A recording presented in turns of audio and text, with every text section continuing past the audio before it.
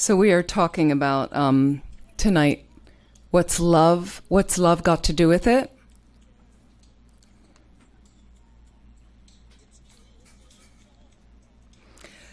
We will talk about love and attachment. I've always wanted to do this in this class.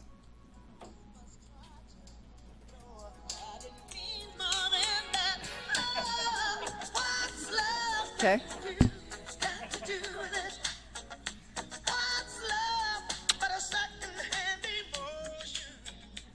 Okay, that's all.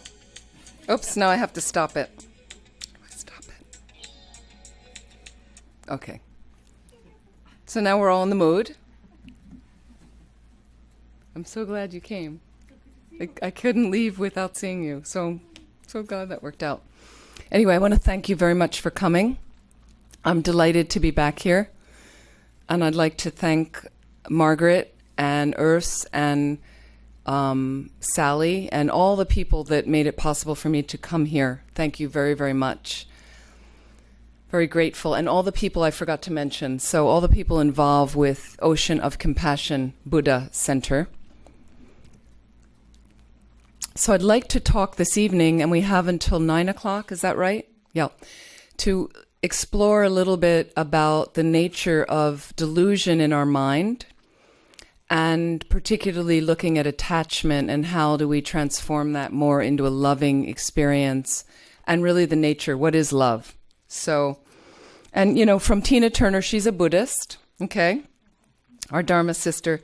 So it's really, what's love got to do with it? It has everything to do with it, from my experience. And how can we work right now in what we may consider a most challenging time on our planet? I think the times get more challenging, and just noticing myself, having lived here, I was based in California over a 17-year period, and now the main topic of conversation on this side of the hill and in the Santa Cruz area and in San Francisco is traffic. Okay, so that wasn't like that when I lived here. And the population is increasing. And so there's certain things that become more challenging, and people suddenly are in their car for 2 or 3 times the hours they were spending. And so love is really to try to find that loving experience. It can be so helpful for us on the planet to try to respond from that place, to always try to access that, which is a vast pool, a resource that is contained in you. So it's how to get in touch with that, how to get in touch. So let's take a moment and bring ourselves here into this space and sit. We'll just have a few minutes meditation. It sounds quite quiet here, so great. So it's perfectly fine to sit in a chair to meditate. If you'd like to just have your feet straight down, because then the body's balanced, feel free if you want to put a cushion under your feet. And this is for you yourself to get set up in meditation practice. So you can sit at home. Some of you are new to that, some more experienced. We place our palms face up, right palm on the left, okay? The thumbs make a small triangle right around the navel. But it is an erect posture.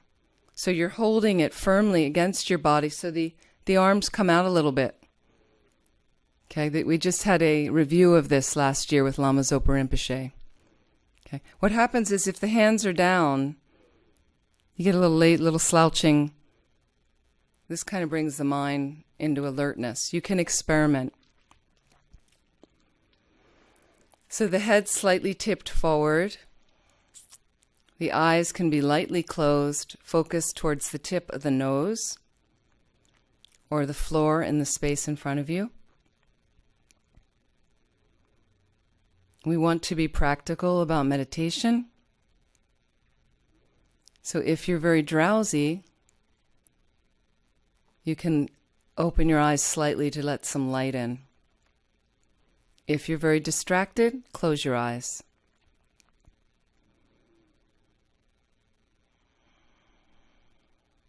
The lips are lightly together, and you can Curl the tongue to touch the upper palate in the mouth. 7-point Vairocana posture. Vairocana or Vairocana is an aspect of the Buddha that brings us our form. So allow your body to settle into this position as best as possible. And allow a normal, natural breath to move through your system.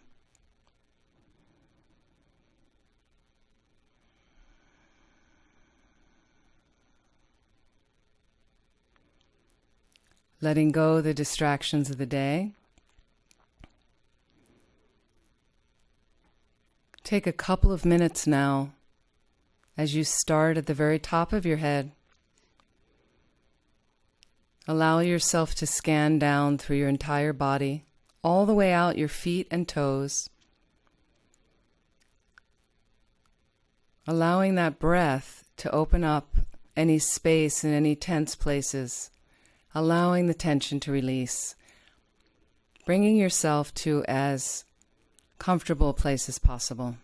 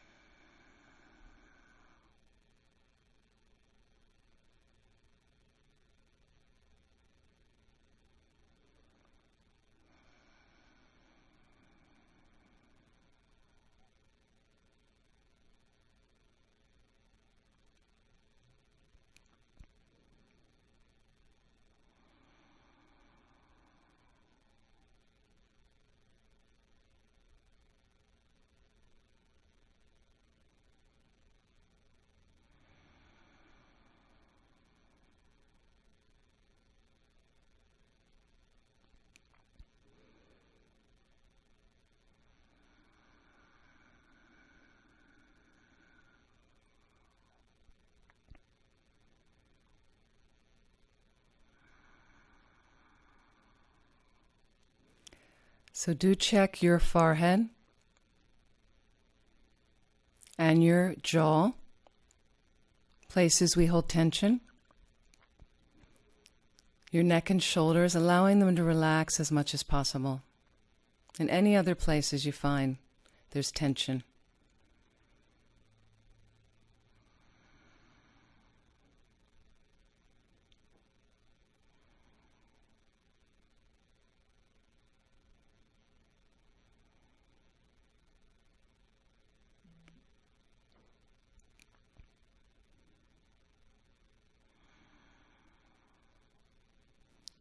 Let go the distractions of the day, bringing yourself here into the space. And let's check the posture of the mind right now. How is your mind?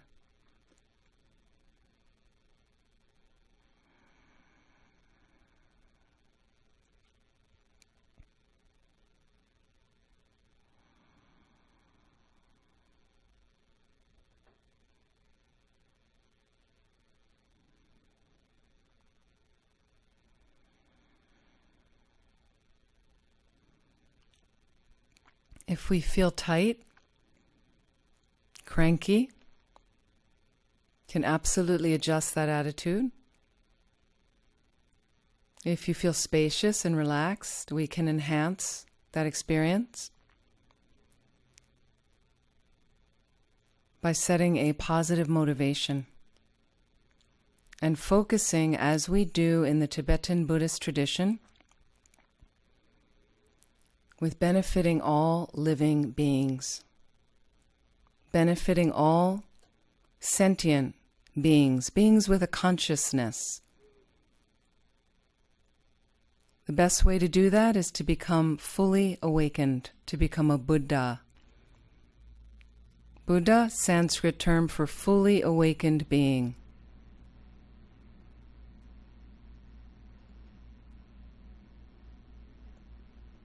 So imagine reaching a place where you have fully manifest compassion, wisdom, loving kindness, all the good qualities. You're free of all fear. You're omniscient, all-knowing, all-knowing. And every moment you manifest is simply about helping others. If that interests you, feel free to fold that into your motivation. Take a moment to set a positive motivation for this time together this evening and all the activities of the rest of your day.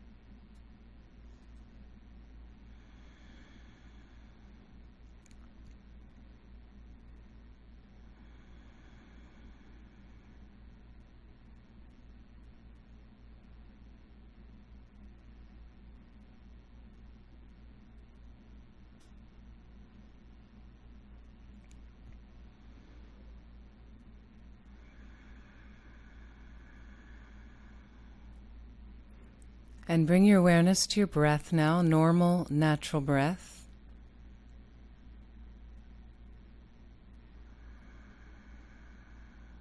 Just focus on the air as it moves in and out of your nostrils.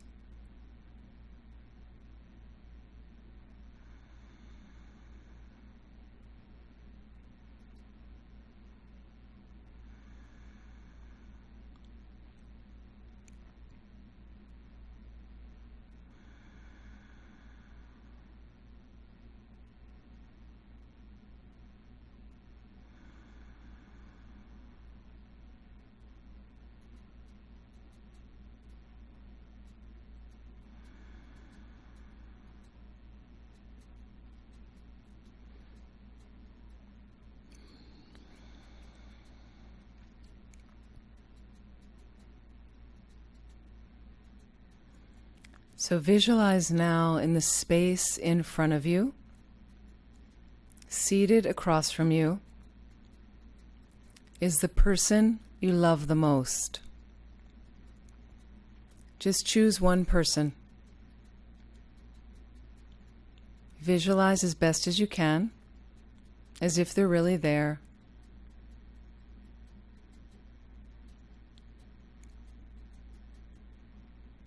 And just look across at this person.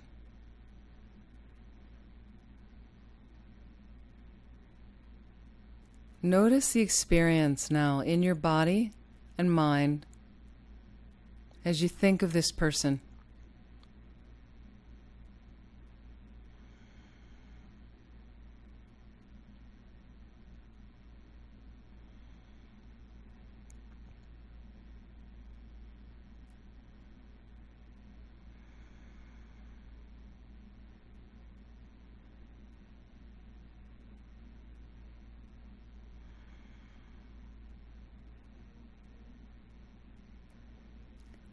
And imagine at your heart center, the core of your being right now. Imagine a radiant jewel of all of your unconditional love, pure, unconditional love. There's a seed like a jewel. And imagine in relation to this person, radiant healing light energy of this pure, unconditional love begins to flow. Like this gem with many facets, the radiance begins to pour forth through your very being. First, filling up your entire body.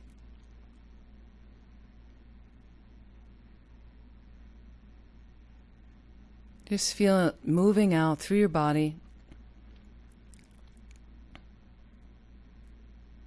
moving through the blood system and all the different neurological activity, melting, washing over every organ, deep into the bones, and even down to a molecular level. Pure, unconditional love.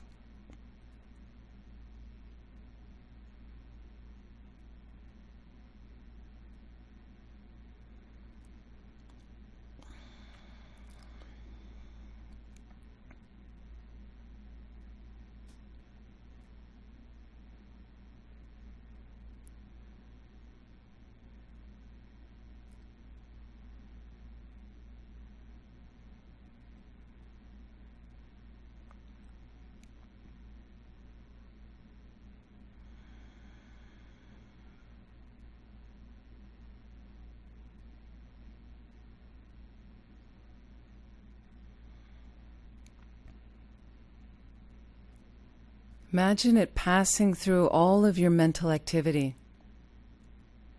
moving through every thought, idea, distraction, every memory you have right now. This healing radiance moving through. Pure unconditional love, vast, expansive.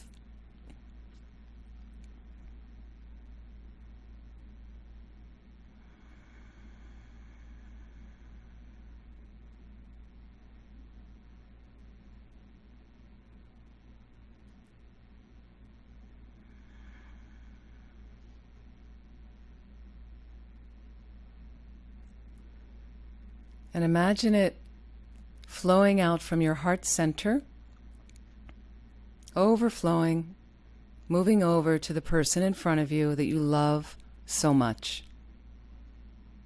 Imagine it enveloping them, melting into them. This loving radiance.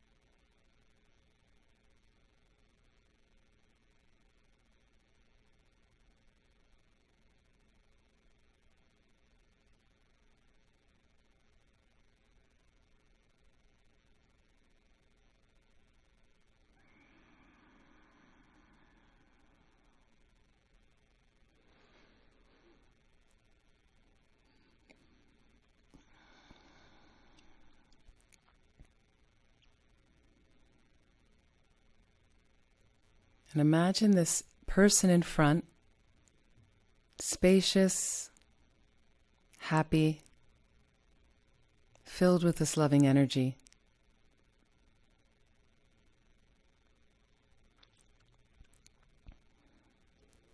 And just allow them to dissolve back into the space from which they came.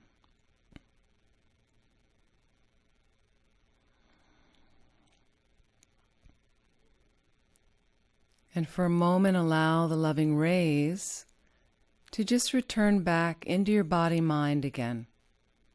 Just at that level. Body-mind filled with this pure, unconditional love.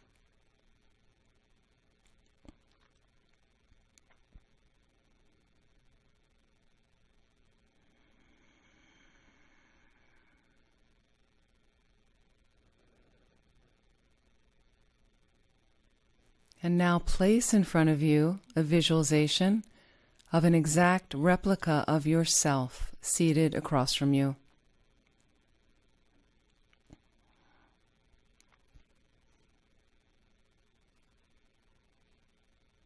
And send this loving radiance to the front visualization of yourself.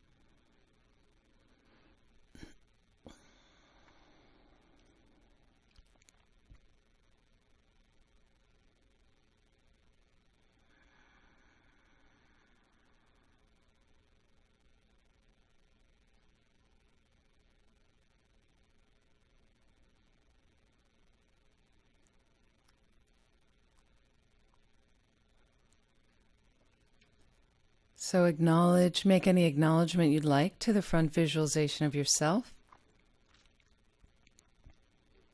before you allow that visualization to return back into the space from which it came.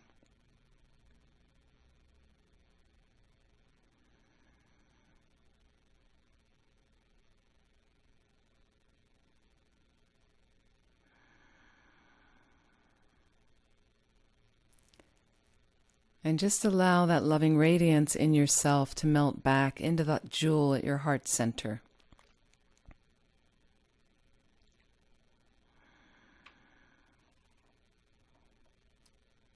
It is always a resource there for you. Pure, unconditional love. Vast, expansive, unlimited. Just the more you get in touch with it and exercise it.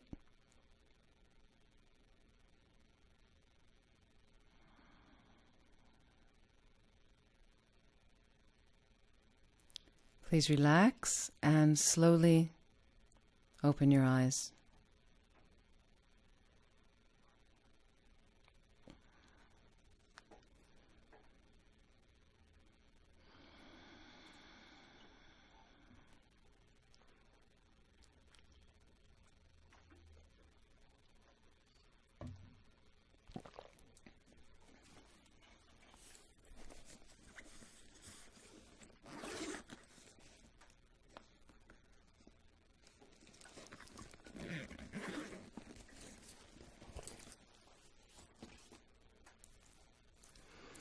How was the meditation for you? Any comments?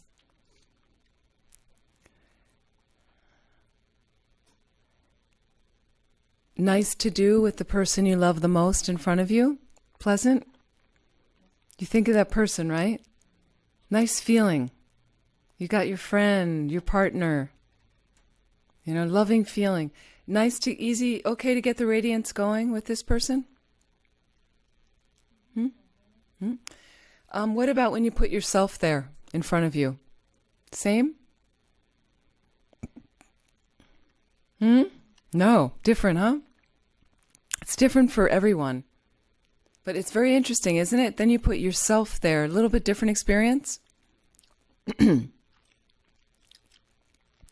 So interesting thing to think about the word love, and we will talk about attachment as well. So the beginning of it, on some level, they say traditionally love is wanting others to be happy. Wanting others to be happy.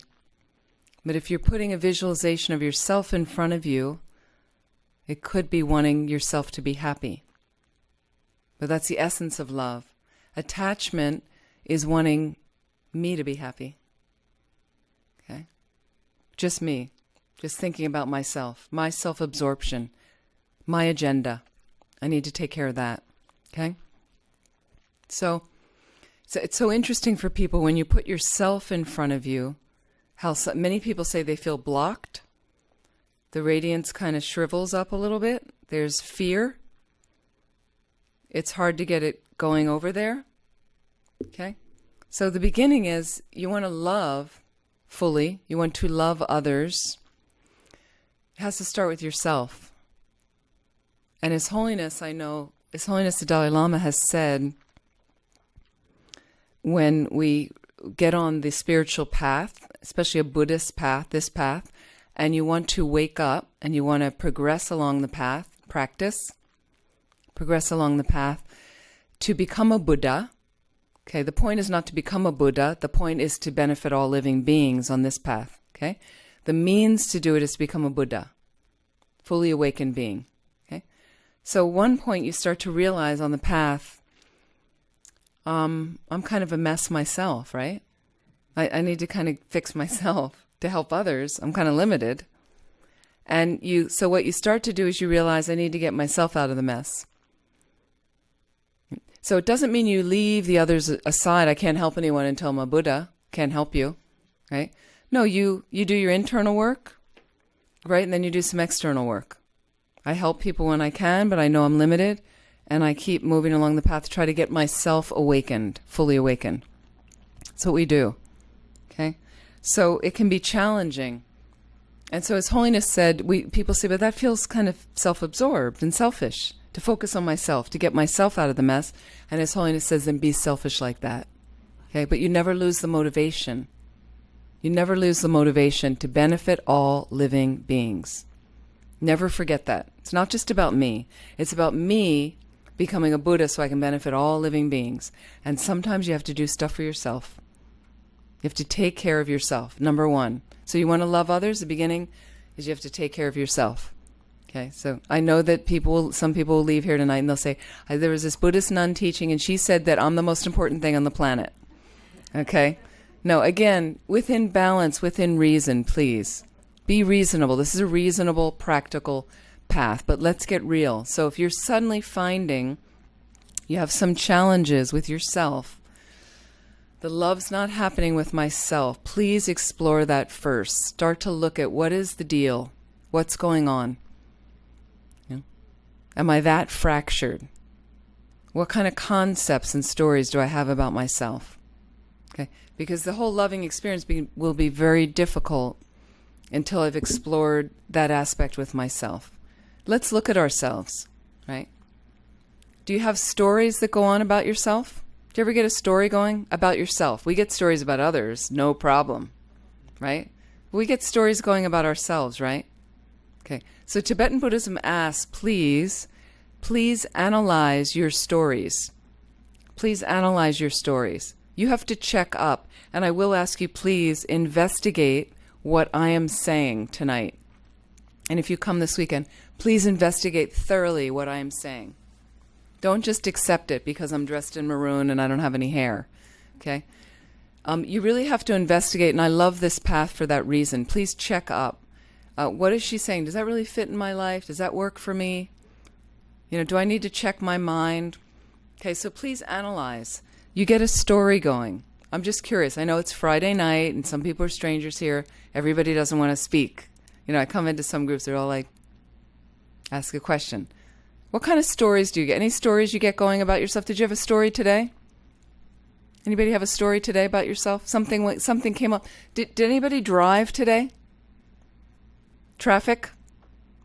Okay, I was in it today. I was in traffic. When you're driving in traffic, what kind of driver are you? What kind of driver are you? Impatient driver. Anybody here an impatient driver? Come on, be honest, right? I just had a very dear friend I spent some time with. I love her. I just used her as my person that I love so much. She's one of the sweetest people I know. She's a nun. She's a good nun. Very dedicated student and teacher, and she's just great. And I met her in India many years ago. And when I met her, I thought she's one of the most generous, loving, kind people on the planet. Just caring for people constantly, except when she gets behind the wheel of a car. I really was, the first time I drove with her, I was like, who are you? What's happening? What's happening there, okay? So, but what happens is you do get stressors during the day. Some of you had some stressors this week. And the stressors come maybe in the face of your boss, a coworker, a family member, your partner, your kid, okay, traffic. Something arises unexpectedly that I didn't count on, and it may be sometimes unpleasant, okay? And it activates a reaction in your mind, right? Is this the pattern? Is everybody with me? We're together. It activates a pattern in your mind, and sometimes the pattern has an amazing lack of generosity and caring, okay? When that happens, and I'll put it this way, you make a mistake. You make a mistake. It happens to me all the time. Negative reaction arises in my mind. Then what's your story? Do you have a story about it? What's the next moment in your mind? Something negative. You're impatient in traffic.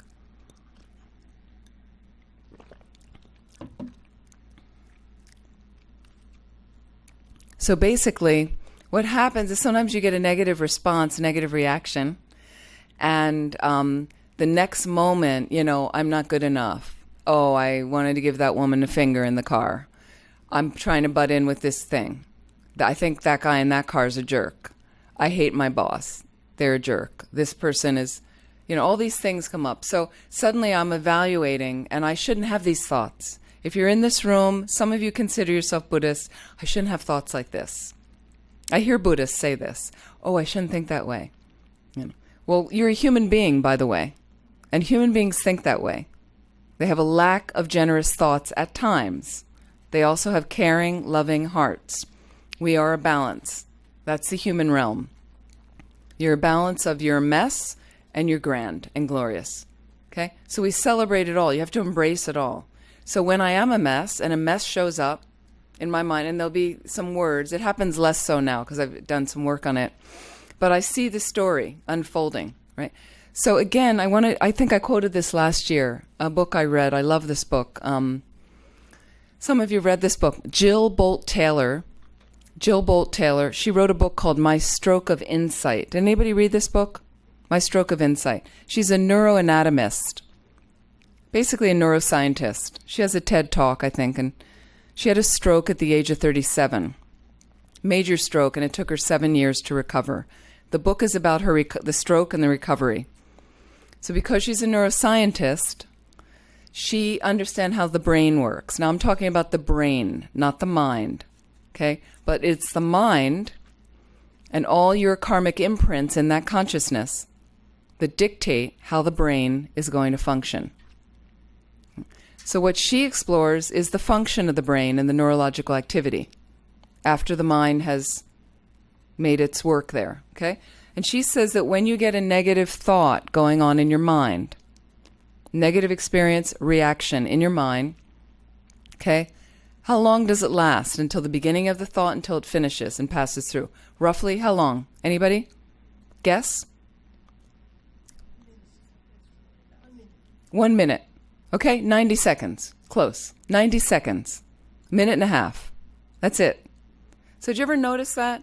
I should be more patient. I'm so horrible, then I did the thing. So what happens is after the 90 seconds, how many of you ruminate and carry it on? People that suffer from anxiety, chronic depression, other negative emotions in the mind. Okay, you had an experience. Something happened. 90 seconds, I watch it flush through my system. Great antidote. This is something I do. I have an affliction arise in my mind. A delusion, I will call it. Affliction, it's the same. It means an imbalance in your mind. An imbalance in the clear, knowing reality that is your mind. That's your mind, by the way. Clear and knowing. Is that a shock for some of you? Your mind is clear and it's knowing. That's it. You go, that's not my mind. My mind is a garbage pit full of clutter.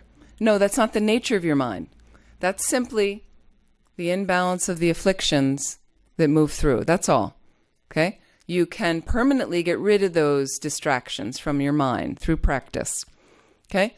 But sometimes here it comes dashing through because I'm a human. Okay? Sometimes now I let myself have the 90 seconds. Right? And I stop it after 90 seconds. I don't know exactly 90 seconds, but you have a rough idea. And then enough.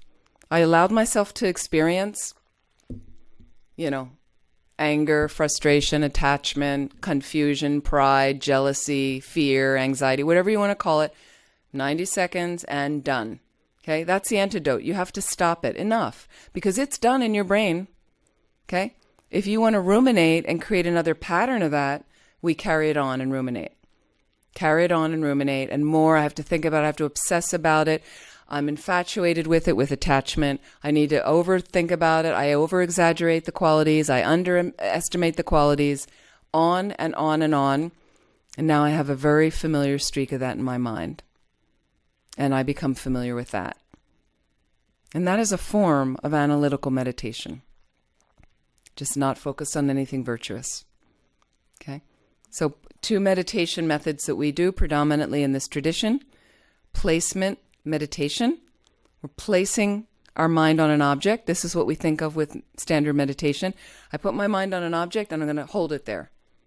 unwaveringly. Hold my mind on the object, keeping my mind on the object. Unwaveringly. Okay? Mind wanders off, I simply bring it back. No problem. One type of meditation. Second type of meditation, analytical meditation. I'm analyzing something. I'm analyzing a topic of the philosophy to convince myself more thoroughly. Okay? To bring an intellectual understanding that's here into an experiential realization that is here. And then my mind starts to shift for the better. There's some awakening that comes like that. Life change, slight life change, small insights. Okay? You have this little insight, this little insight, this little insight. Slowly, I started over there, now I'm over here. Okay?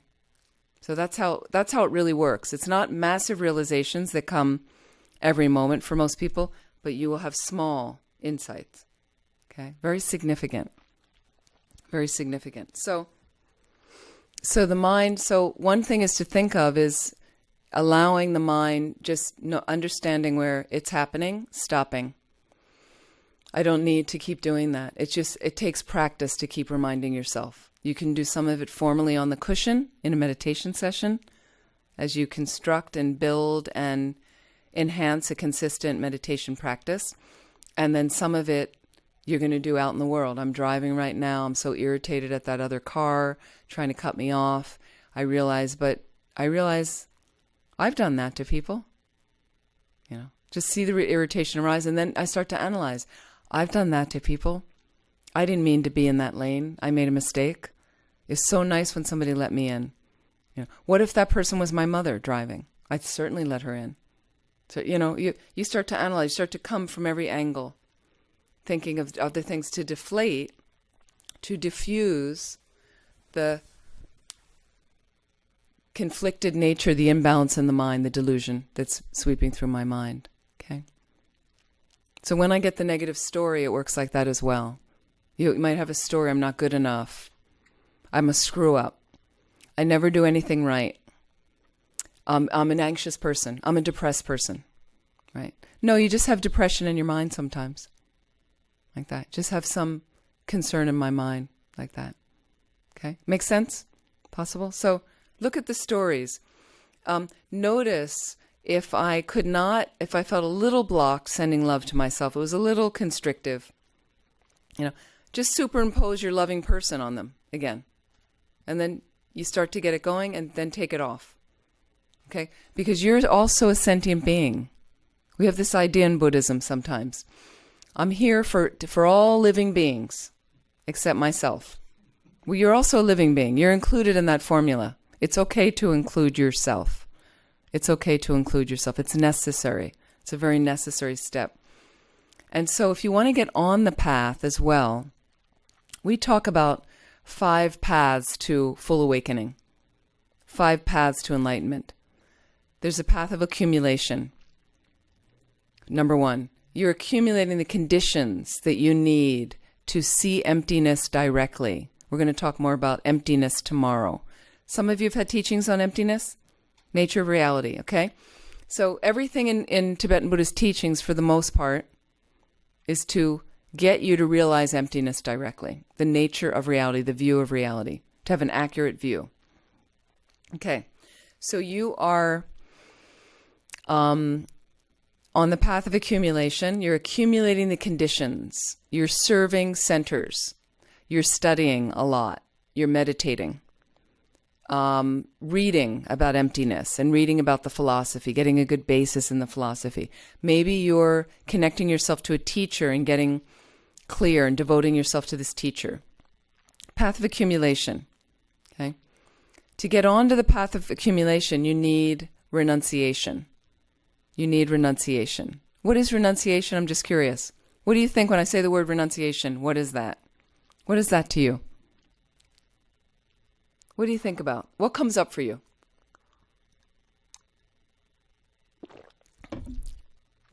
It's a bit of a silent group here in San Jose tonight. Okay, a little bit more active at some of our other centers, I've noticed. What comes up? Renunciation. Letting go. Letting go of? Things that are unnecessary or which no longer are skillful or no longer helpful. Yep. Things that are unnecessary, that are no longer skillful or helpful. What other things come up? Renunciation. Anything?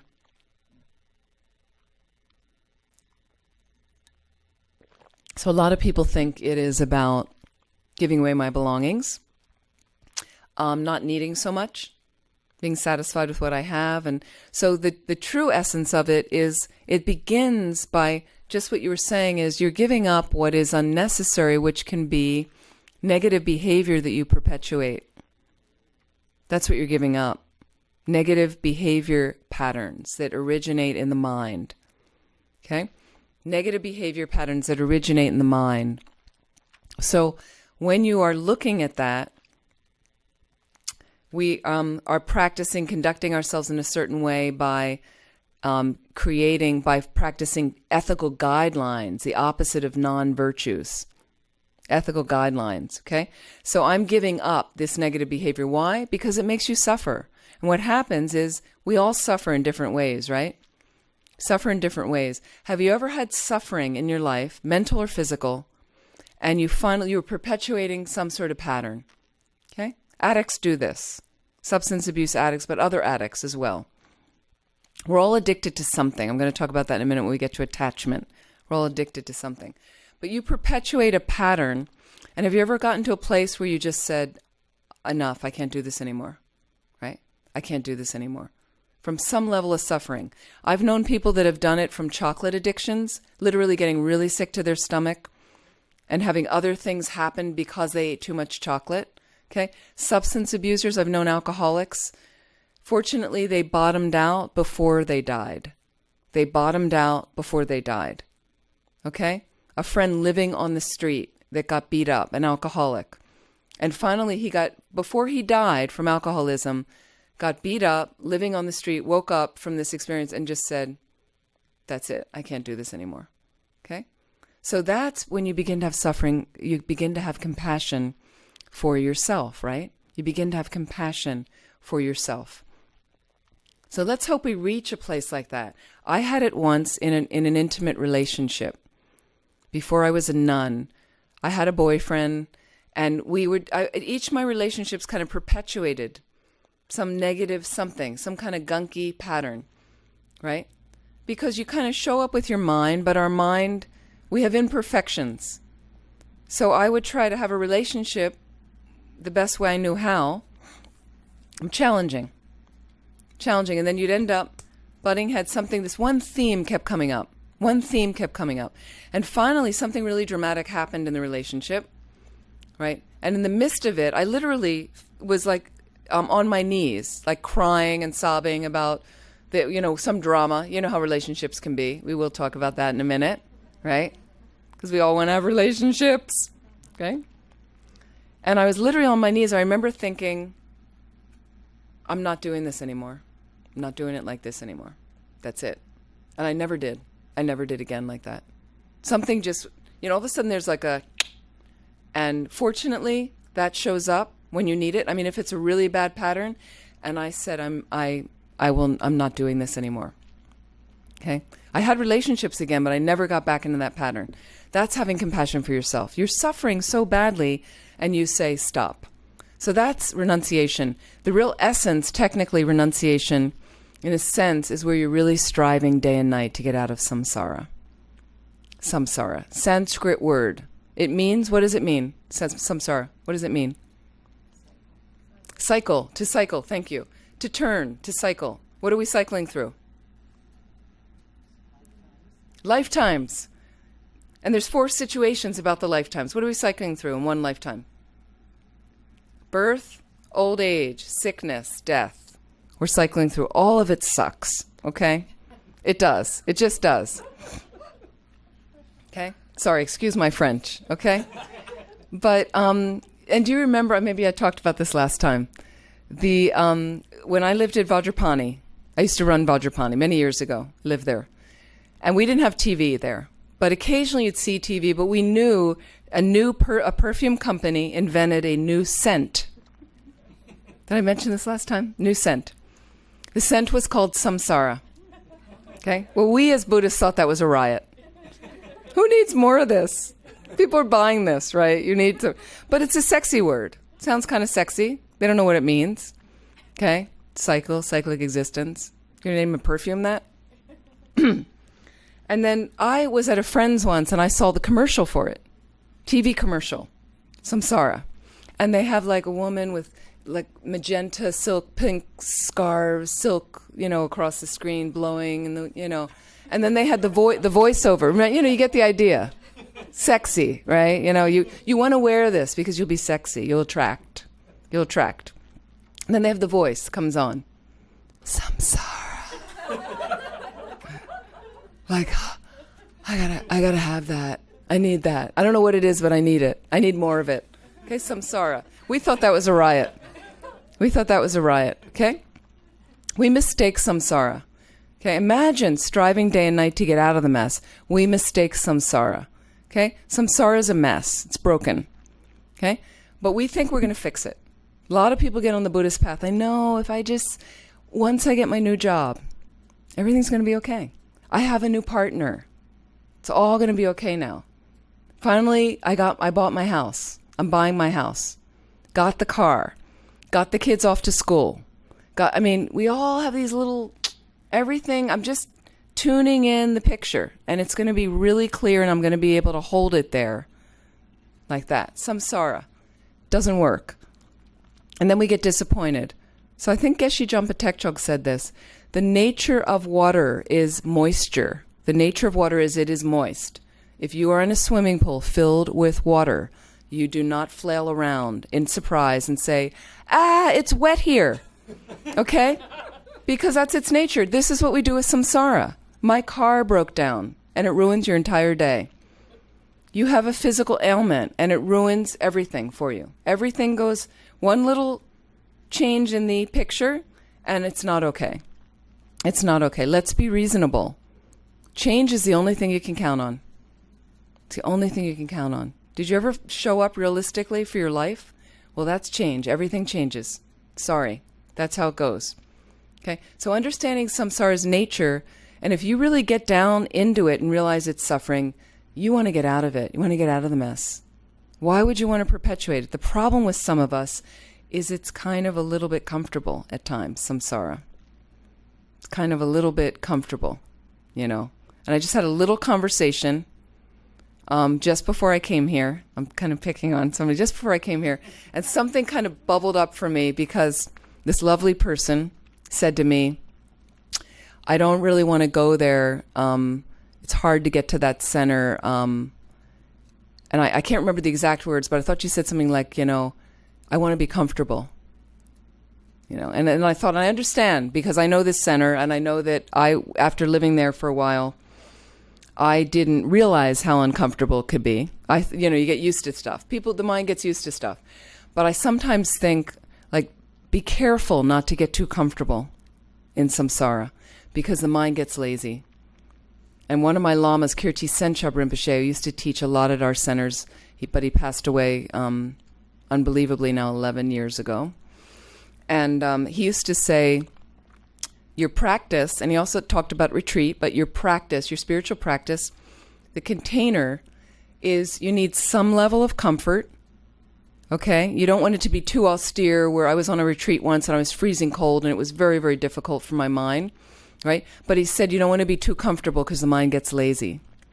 So you want to find that balance to your life so that your practice is happening, and it's happening skillfully and consistently, so that it forms a very rich foundation for your life and for your death, for your mind, to support your mind when you're dying as well, so that you can hopefully come back and get another good chance at what you're doing. Okay? So then you have the path of accumulation, the path of preparation. Number 2 is where you're preparing to see emptiness directly. And then you have the path of seeing, number 3, where you see emptiness directly. And then the path of meditation is number 4, and you are soaking your mind in meditation again and again to get used to what you saw directly. And number 5 is the path of no more learning. So just something to think about to first get on the path. I used to think I was on the path. Now I know I'm not yet on the path. because I don't really have proper renunciation. I'm trying, but, I'm still attached to certain things and not necessarily striving day and night to get out of samsara, but I'm giving it my best shot. If you're giving it your best shot as a human, okay, be kind to yourself and take care of yourself to a degree. We have to do it. So please don't beat yourself up and should on yourself. I should be doing this. I should. Like that. I was in the car today with someone. Not going to name any names. And I gifted this person with a lovely chocolate bar. People like chocolate. And I said, you don't know, some people don't eat chocolate. So I travel around the world. I want to bring a little gift to people, right? So I thought, I took a chance with chocolate. Some people go, I don't eat chocolate. So I'm like, wah, wah. Okay, but I brought the chocolate and I said, do you eat chocolate? And the response was, I shouldn't, right? And I said, well, why not? Why? It's great. So be careful when you start, and sometimes a negative thing's going to come up in your mind. I shouldn't be thinking that. I shouldn't be angry. I'm a nun. I shouldn't be angry. Well, you know what? Sometimes I get angry. I'm a human being. But what I do now is through the practice, as I catch my anger at irritation, annoyance, and frustration. They're all lesser degrees of anger. I catch it there, apply the antidotes, work with my mind and analyze before it's full-blown rage. Before it's full-blown rage. Okay, so before I get into mistakes. Okay, so let's look a little bit more at love and attachment. So this is our work. If you're struggling with yourself, loving yourself, just look at it. Just calmly think, why don't I deserve to be loved? I'm a good person. We make mistakes. It's okay. It's totally okay as a human. So slowly we work with it. So what's helpful is to first look at a few situations of countering attachment, which will help you grow the love in your heart. Again, wanting myself to be happy, that's okay. And from that, wanting others to be happy.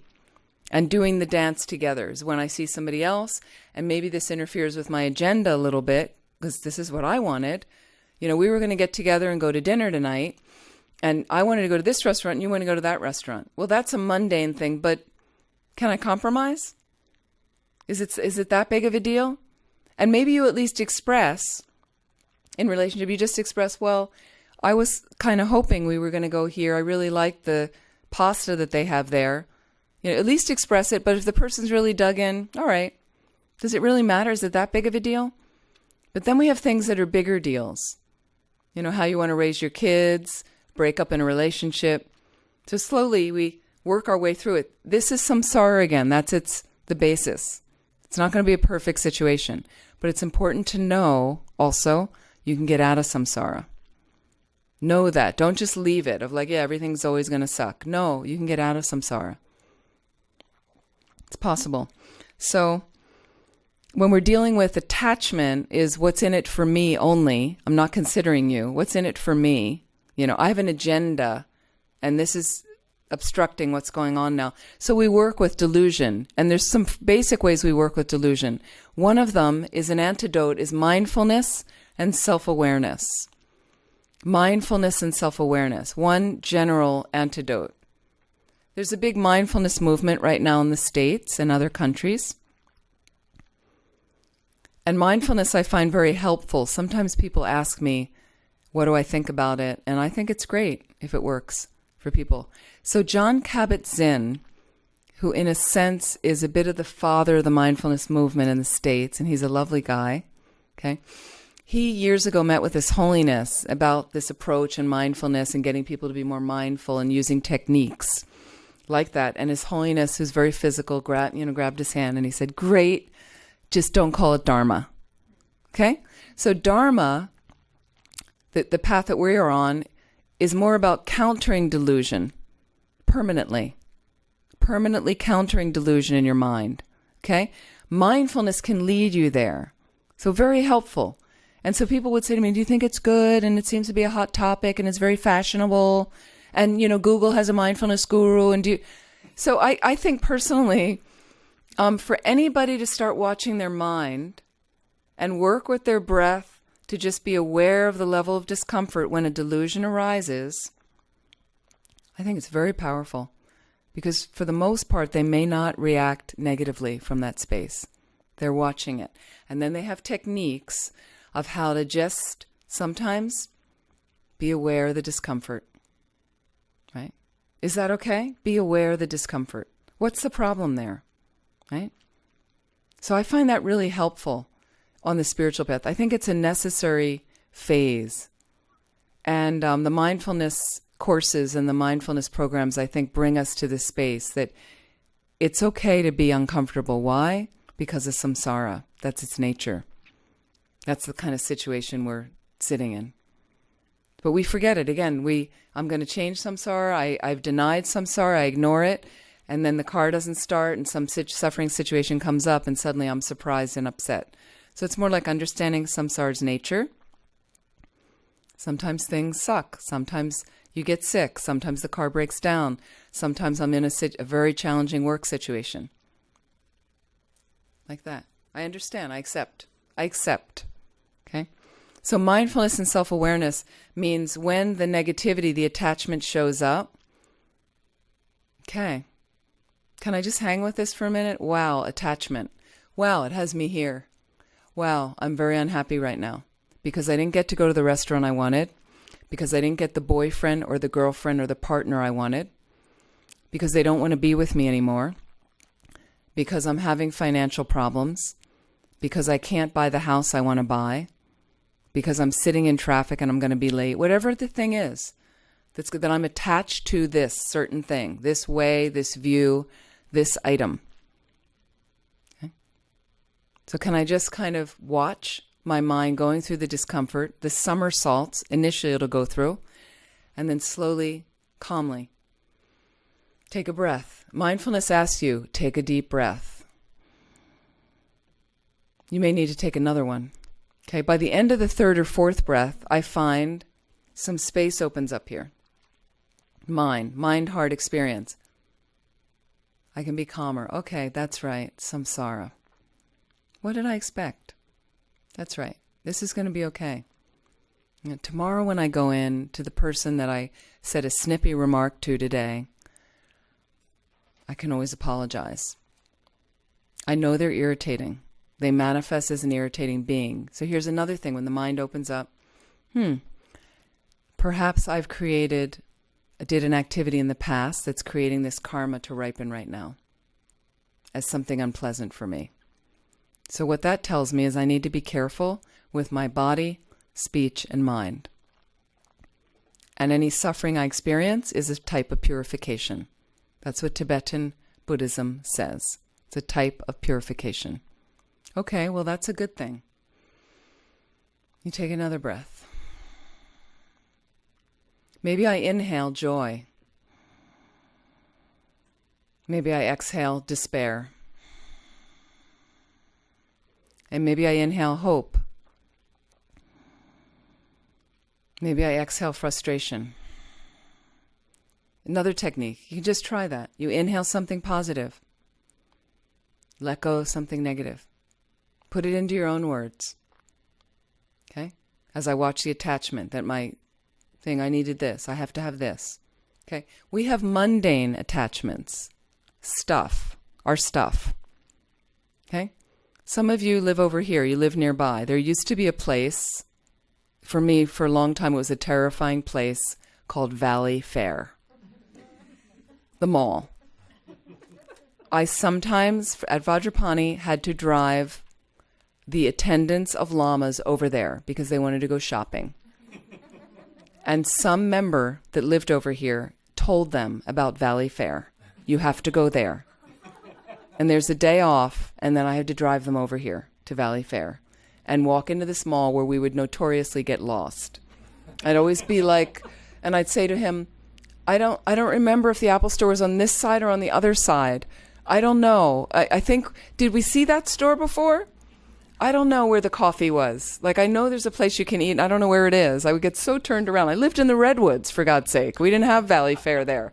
Okay? But we went. So you go to a shop. How many times has this happened to you? You wake up in the morning. You have errands. Some of you off this weekend? Some of you off this weekend, right? So you're coming to the weekend class tomorrow, correct? Okay. Okay. You have some errands. I would have errands. I need to get a pair of socks. I know where to go to the store to go to the socks. I went to the mall to get socks. Maybe you're in a department store. You're in the store for the socks. I've now gotten to the shop. I'm there ready to buy the socks. And within a few minutes, I have several other items over my arm now that I need. I need these. I want this. I want this. Oh, look. And they know how to get you. They know how to get you. It's on sale. And maybe I should get 2 of them. Right? So please, this is a little way to cut your stuff. Cut the grasping at stuff. Okay? You're only allowed, this is the meditation you want to try it. I'm only allowed right now to buy what I came into the store for, the socks. Everything else has to be put back. If you really want it, you're allowed to go back the next day. You never go back. Why? Because when I woke up in the morning, those items, they weren't even in my mind. I had no consciousness of them. Socks I had consciousness of. Okay? But I didn't even think about those items. So suddenly I get to the store. Right? Now I need it. Now I need them. So watch your stuff. Protect your mind a little bit. Now I know sometimes you're out on errands, the food store, and I forgot to put lemons on my list or something, and lemons. It's different. Be practical. Be practical. But be careful when you check out at the grocery store. Be careful. Because they know how to get you with the whole candy little thing of all those little guys that are screaming out at you. Okay? I just turn away. Okay? And then be careful. Be careful, because when you turn the other way, this is the grocery store I go to where my dad lives, are tabloid magazines on this side. Okay? So you can't, as a Bodhisattva warrior, read tabloid magazines. It's not what Bodhisattva warriors do. And they also do not start attachment, glomming on to, I need the Snickers bar. Oh, peanut M&Ms. Be careful, be skillful. It'd be better to scan around the store. I'm in the line. I haven't unpacked my stuff. But here comes the guy with the 1 jar of mayonnaise trying to get out quickly. I can let them go in front of me. I can say mantras. I can wish everyone in the store, may you be happy and have all the causes of happiness. Right? You can do the same thing in traffic, when you get impatient in traffic. Very effective. You notice the impatience arising. How do I notice it? Mindfulness and self-awareness. Number 1 antidote generally to delusion in the mind. I'm just noting, wow, I'm really feeling tight right now in the car. I hate the traffic. Okay? Nothing I can do about it. This is how it is. This is Samsara's nature. Take a deep breath. Maybe I breathe in something healthy. I let go something unhealthy. And may you be happy. I send that out to all the cars and traffic. May you be free from suffering. May you be healthy. May loving kindness manifest throughout your life. Send out those wishes. Maybe the Four Immeasurables. It's a form of the Four Immeasurables. May you have happiness and all the causes of happiness. Wouldn't that be nice? Coming down 101, 280. Imagine that little bubble rippling out. Because it does ripple out. That goes out and you're part of the universe. That's part of the universe. Okay? May you be free from suffering and have all the causes of being free from suffering. May you have limitless joy and all the causes of that. Imagine wishing that in your car, you're driving along.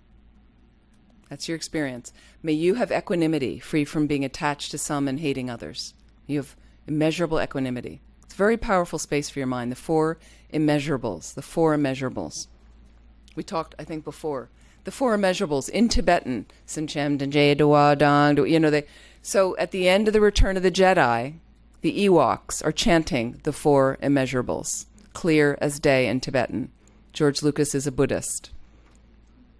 So imagine, commercial Hollywood film, and that goes out, plants a seed, and everybody that saw that film. Like that. Very powerful, like that. So you can do it in your car. You can do it walking down the street. You can do it while you're making dinner at night. right? Better to cook with some loving kindness in the food than some kind of agitated, and then you eat agitation. Okay? Okay, another antidote, general antidote to delusion. Let me just click in here. Whoop. Is remembering the nature of your mind. Remembering the nature of your mind. The mind is clear and knowing. The mind is clear and knowing. It has a clear light, luminosity. A spacious luminosity that is aware of things. That's really your mind. Clear light nature that is aware of things. I just want to bring up some notes.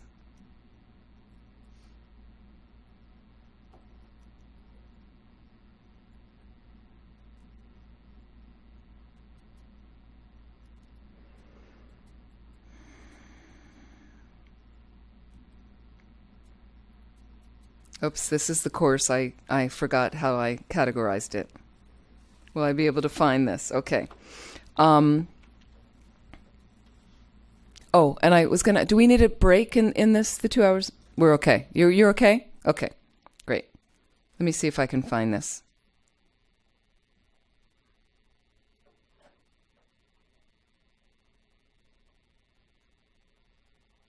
For some reason, I always have trouble locating this. I meant to pull it up before because I was going to use it. Let's see.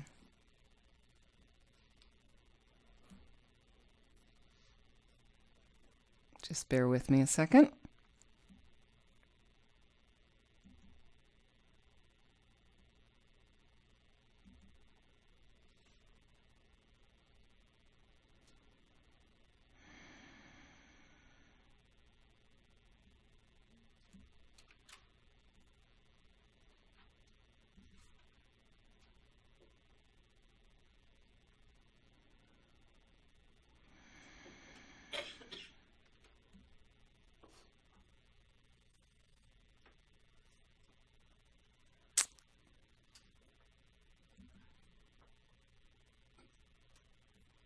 Great. So remembering the nature of the mind. Mind is clear, non-physical, a stream of mental events that rise and pass away. So attachment rears its head. I am glomming onto this person. I need them to be a certain way. It's understanding, that my mind is not really my mind is not attached. It's not an attached entity like that. It's clear and knowing. Right now I have this delusion passing through like clouds in the sky. Like clouds in the sky. Can I let them go? Sometimes the clear blue sky, you don't see it a lot in California, but the clear blue sky is obscured by rain clouds, a bank of rain clouds. You had heavy rain this winter. It's been kind of nice right now because I have noticed clouds in the sky in the last few days, and often it's just the clear blue sky. So can I just notice, can you also see the delusions like bubbles? Sometimes just pop them. You get very attached to something hanging on, just pop the attachment bubbles. Let it go. Let the air take them away, and eventually they just pop very, very quickly. Can I just see that, returning myself to the nature of my mind that's actually clear and knowing? Attachment is not really the nature of my mind. Okay? But it's a heavy delusion. It's one of the three poisons. It's one of the three poisons. So from fundamental ignorance, because I do not have a clear understanding of the nature of reality, what attachment does is it over-embellishes the data, the information that our sense consciousness is coming in contact with. So here's an example.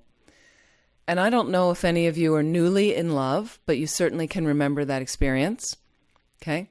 Then you have your kids, probably whom we are most attached to. But you have your partner.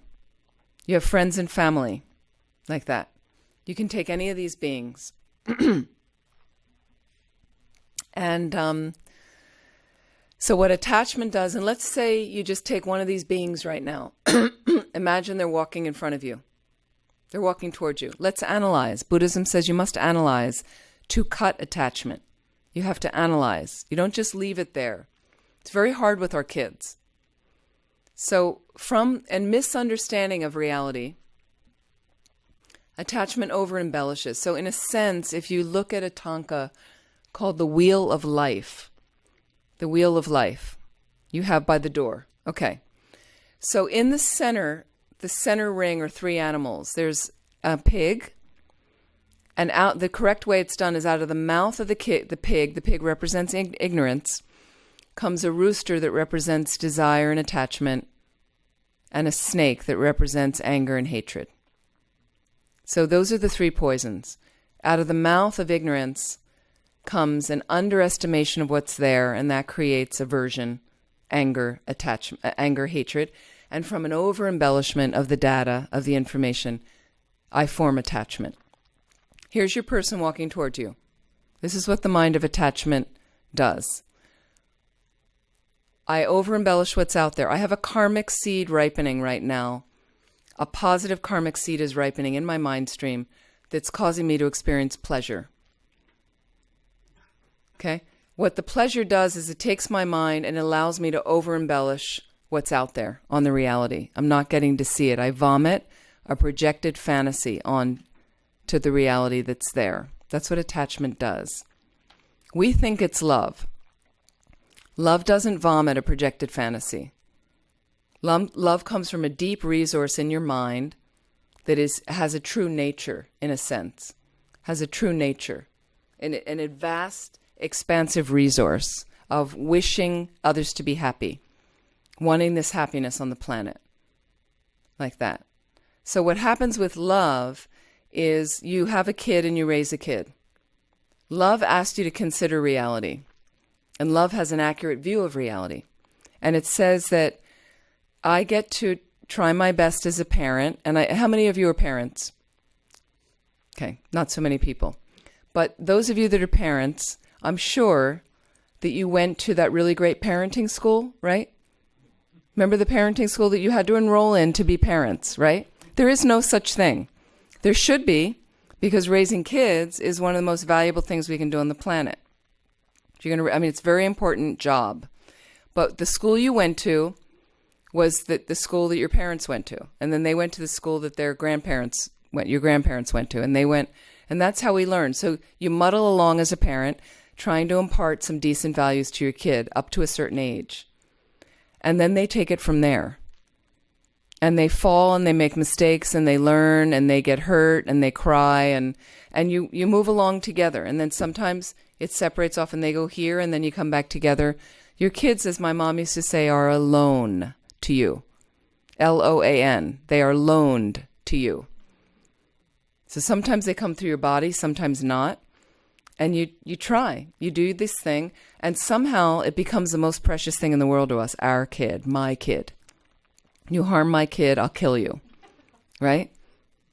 People have this thing. It's very strong for people about their kids, especially if it came through your body. I think it must be an unbelievable experience. Okay? So let's deflect a little bit. Let's look at what's really going on. You have to understand that. So you might have an agenda for your kid. I want my kid to live near me. I want them to marry that person. I want them to get married. I want them to have kids. I want them to have decent friends. I want them to have the kind of job I think is a good job. Did you do that with your parents? Are you living where your parents wanted you to live? Did you ever, go out with people your parents didn't like? Do some things that they didn't like? We all did it. We were all there. Right? So why do I expect my kid to do that? Yeah. But somehow we in there because you hear your friends speak, you hear your parents speak, you get pressure. So the reality is I'm doing the best I can do as a parent. And my kids got their own karma unfolding. So what I'm going to do is you raise them as best as you can. You give them the values. I'll be there as a parent, and I hope I raise a decent person. I hope the karma unfolds, that they'll be able to go out and do something worthwhile on the planet and be able to take care of themselves and grow and explore and have a glorious time. But it's also got that foundation of samsara. But you send them out there, and that's love. Is like, and I really want them to be happy and flourish, love to spend time with them. We can't spend all our time together. And I hope that the time I do get, that I'm present with them, listening to them, caring for them, giving them space, letting them be, and accepting them for who they are. That's love. Okay? As opposed to attachment is, you need to be this, I want you to do this. I'm not hearing what you're saying you need to do and what you're going to do. Here's my agenda. If you don't do this, I'm really not going to be happy. You know? Constriction, restriction, I'm not accepting. Not accepting that. So same in relationship, right? And then remember, do we remember this? When we met what did I call it last time? The Adonis set. We met them. You remember? Some of you remember, right? Here they come now. Here they come walking across the room. Butterflies. Oh my goodness. Some karmic seed firing. I don't think about the karmic seed. I just go, wow. Nice eyes. Nice body. I love the hair. So here, let's analyze. You have a fleshy oblong thing. Really, you got this fleshy oblong thing. We're going to call it a head. It's attached to a torso, a longer torso that has 4 appendages. It's often covered with material, let's hope. Okay? It's also got material here called hair. Okay? There's 2 circles, and they're colors. The circles have colors in them, generally. Not always. Some colors. There's a hole here, and sound comes out of the hole. This is the reality. This is the raw data that's out there. This is your Adonis set.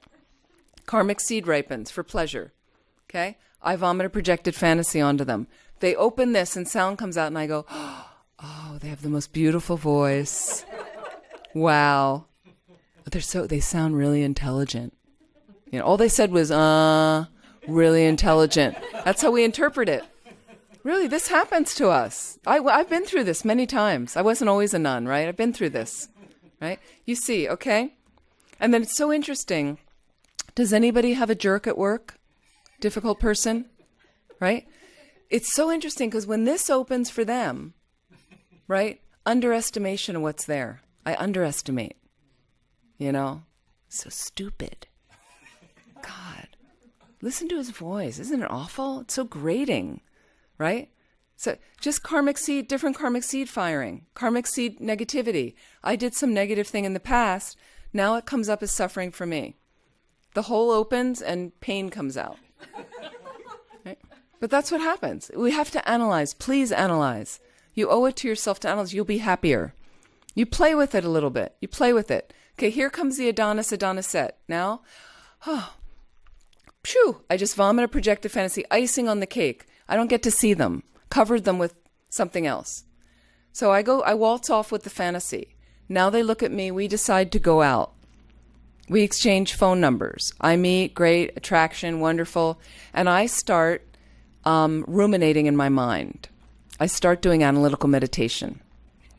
Okay? Through attachment. So it's not healthy analytical meditation. Okay? And I start overthinking them. People call it falling in love. Really? Are you? I say falling into obsession. And my mind is there. And they said that. I heard him say that. And then they said that. And then I saw when they looked over there and they looked so cute. And then I saw the shirt that he wore. I love the shirt. She had such a beautiful color on. It was beautiful. And he had this. And I love the shoes that he wore. And, and then I heard that she works for that company. I thought she must be really smart. She, just over and over. Analytical meditation from this side.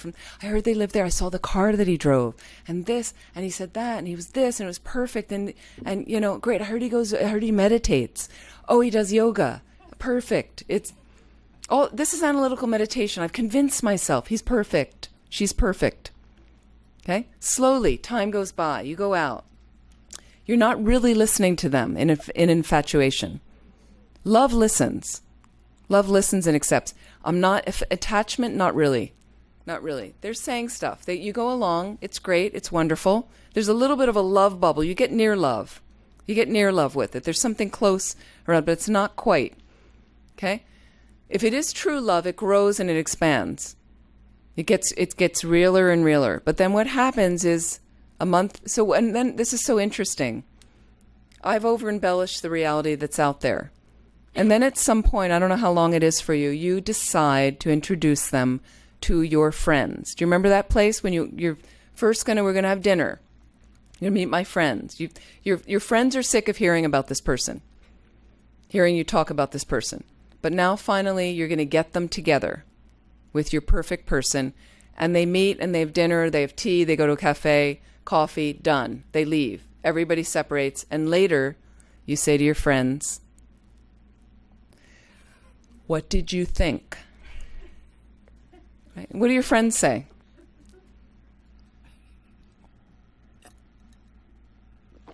What did your friends say? Do you remember? That they're great. Your friends think they're great? Mine didn't. Okay? I was always so astonished. Sometimes they're like, wow, she's great. Sometimes that happens. Are they really experiencing what you're experiencing? Could be, somewhat similar, but sometimes I was so astonished when I had friends, when I said, "What did you think?" And then they were like, "He's all right." How is it possible? Different karmic seed firing. They don't have the attachment. They're maybe seeing a little bit real situation there. He's nice. Yeah, seemed like a nice guy, but they have totally different experience. And then 3 months later, how is it possible that perfection's feet smell? Their breath smells. They do some kind of weird little tick with their hair, right? And somehow, and then they start saying things to you like, "I thought that you wanted to go on a holiday to and that you really like to read and you really like violent movies." I'm like, "I never said that. Where'd you get that?" That was their fantasy. They have a fantasy. You project a fantasy onto them. We are going to waltz off into the sunset and live happily ever after.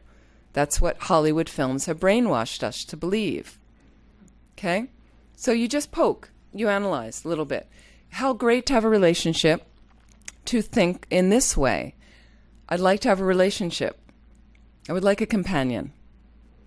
I'm kind of a little bit at times looking at my loneliness. I don't like that. I know it's not really the nature of who I am in my mind, but sometimes it comes up.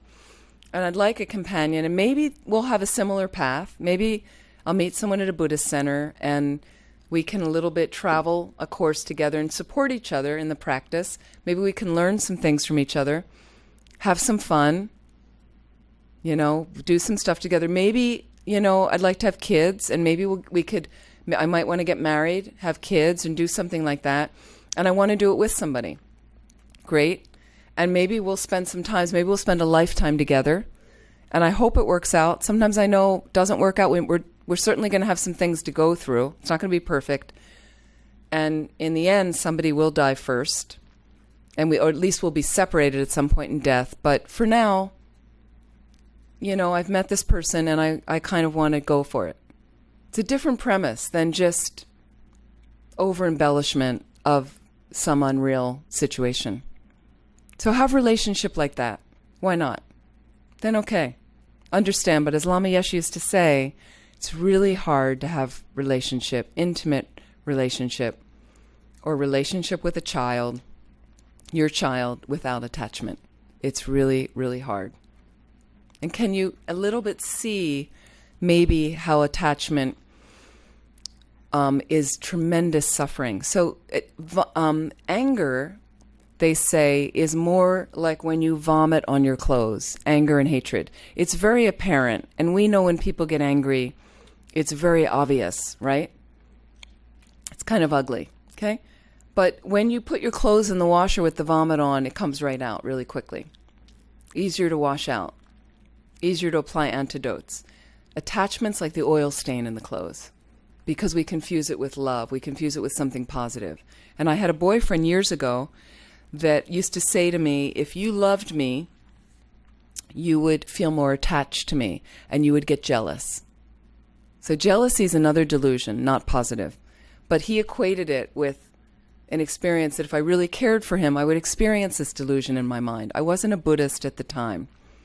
So I thought about it. And I thought about, I wasn't a real possessive person.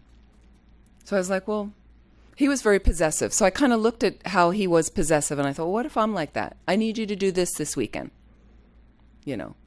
No, we're going to the party at these friends, and I need you to come with me. If you don't come with me, you don't love me. But it wasn't natural for me. I was like, you want to go to the other party? Go to the other party. Because I wanted him to be happy. I didn't have to be with him every minute. I trusted him.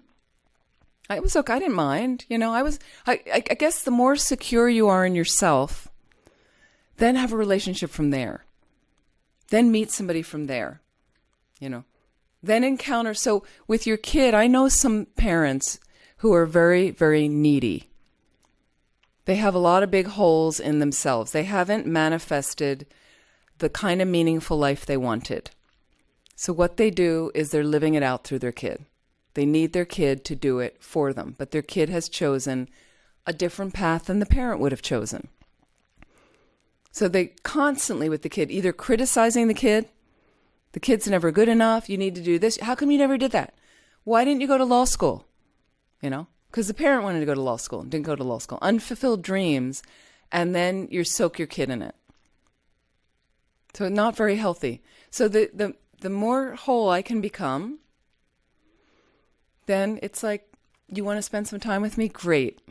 I'll be there. I'm going to be present. Here's the time that works for me.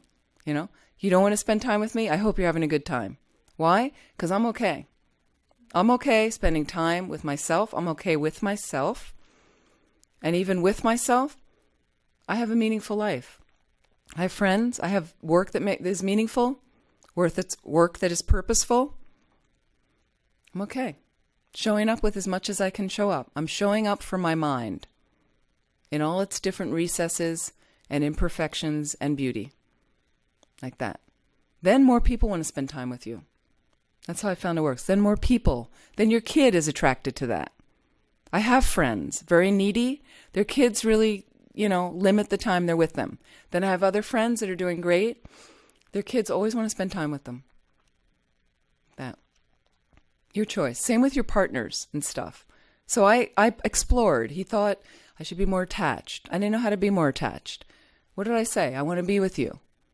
Let's have brunch tomorrow. Let's get together. I didn't really understand the attachment. It seemed like some kind of affliction before I got into Buddhism. But then I was a Buddhist. And then I had my last boyfriend before I became ordained. My last boyfriend was a wonderful guy. We got ordained together. We actually were in an ordination ceremony together, right? It's the best way to break up. Right? It was great. Because after you're ordained, you're celibate and you don't have intimate relationship anymore. And we knew that, right? It really was an amazing way to kind of separate like that. And we're very good friends now. He's not a monk anymore. So before we were ordained, I met this guy, and he was a very, very nice guy. And then we lived at Vajrapani together for some time. And then I went on retreat, and I took a sabbatical.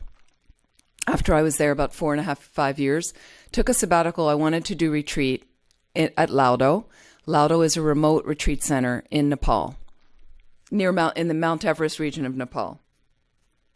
So I'm going to interrupt for this commercial break. The Laudo pilgrimage, okay? I am leading a pilgrimage to Laudo.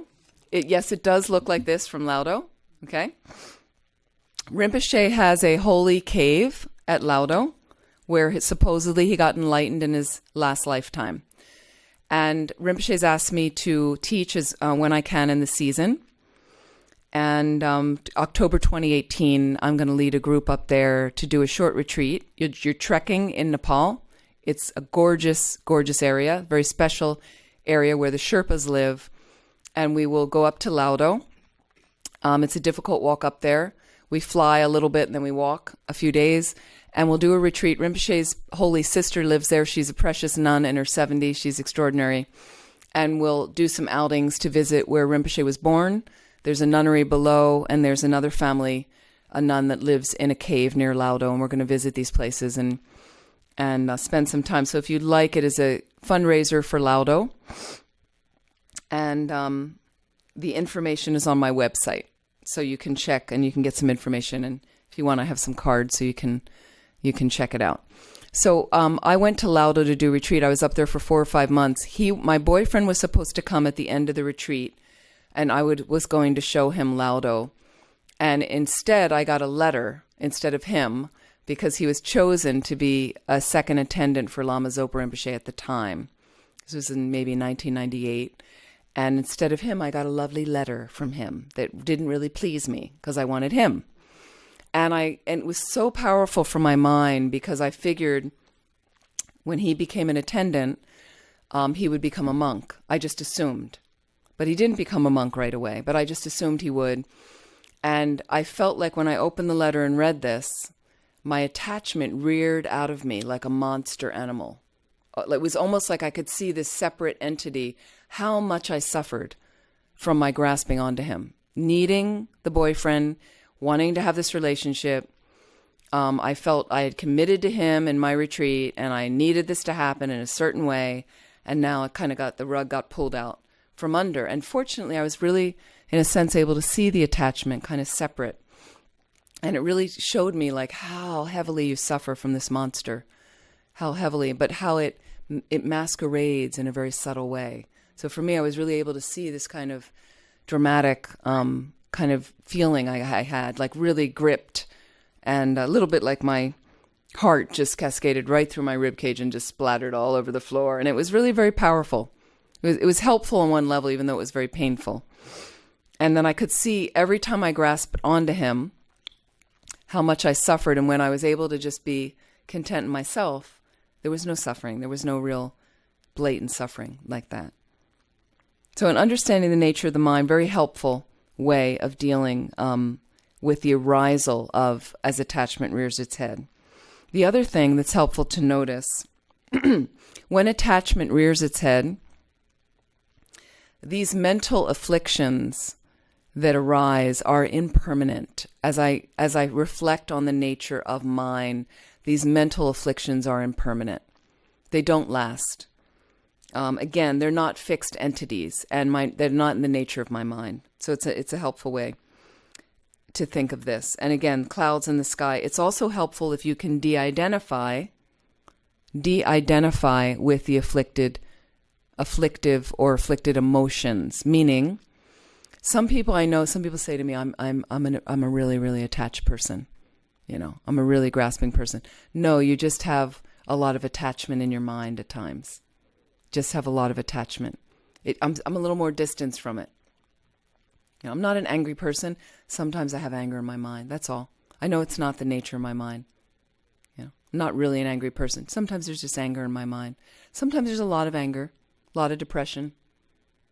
But I'm not really a depressed person. Just that affliction's a little stronger for me. That's all you might say. De-identifying. Identifying. Here's another third general antidote. Can you be non-judgmental? Be non-judgmental. I have certain thoughts and emotions I like. I have other ones I don't like. So can I just notice the mind of attachment in a more evenly balanced way? Yeah, I'm a human. Sometimes it just arises like that in the mind. I don't need to kind of avert myself, any more from this and get down on myself. It's like I'm working with it. It's like right now you have bad moods. You wake up in the morning, you're in a bad mood. We have a thing about I got out of the bed on the wrong side. I'm aware, and that is a day. By being aware early on with my mind, I want to make sure I'm going to be a little bit more careful that day. Be a little bit more careful that day. Because it's a day I'm already in an unbalanced state. So that's a day that somebody looks at me the wrong way. I could cascade into a little bit more depression, or I can lash out at somebody in anger. Some people are teary some days. And then there's other days you wake up and you're really spacious. So that's the day to have the more difficult conversation you need to have with somebody. When you feel more spacious, relaxed from that place. So again, be practical. Be gentle with yourself in the process. Can I cultivate being non-judgmental, can I cultivate a sense of equanimity in my mind? Okay, a non-judgmental, loving awareness and acceptance of whatever arises in the mind. Acceptance is a huge word, okay? What is it, if you put yourself in front of you and got a little blocked and notice a little discomfort as I was trying to send some loving energy to myself, okay? Is there something I don't accept about myself? Do you have any pockets of yourself that, this kind of mind state comes up and I'm just like, you shouldn't be that way. That was so horrible. Yesterday, I was in such a bad mood. I was horrible. No, I was just in a bad mood. I had a bad mood. It's impermanent. Changed. I'm in a different space today. That's what's fascinating about your mind. It's the same mind. It's your mind. Okay? But it's made up of all kinds of different facets and experiences. Moments of consciousness. Okay? Changing every single moment. So fascinating. There's a constant, a continuum. It goes on and on and on. It starts from nowhere. No beginning, no end. Continuum. But it's so interesting. So my mind, you meditate, you get a little bit more of a sense of your mind. The nature of your mind. And then what I notice is also, if I'm in a bad mood in the morning, potential's there. Maybe it'll be shining by the afternoon.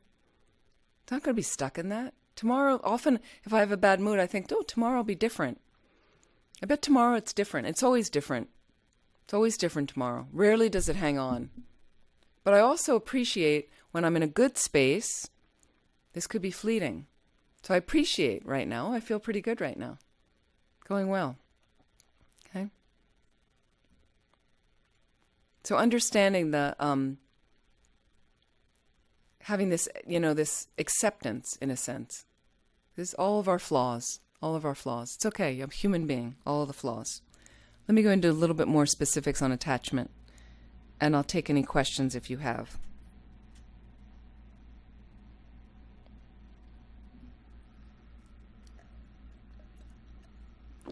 Let's analyze attachment a little bit.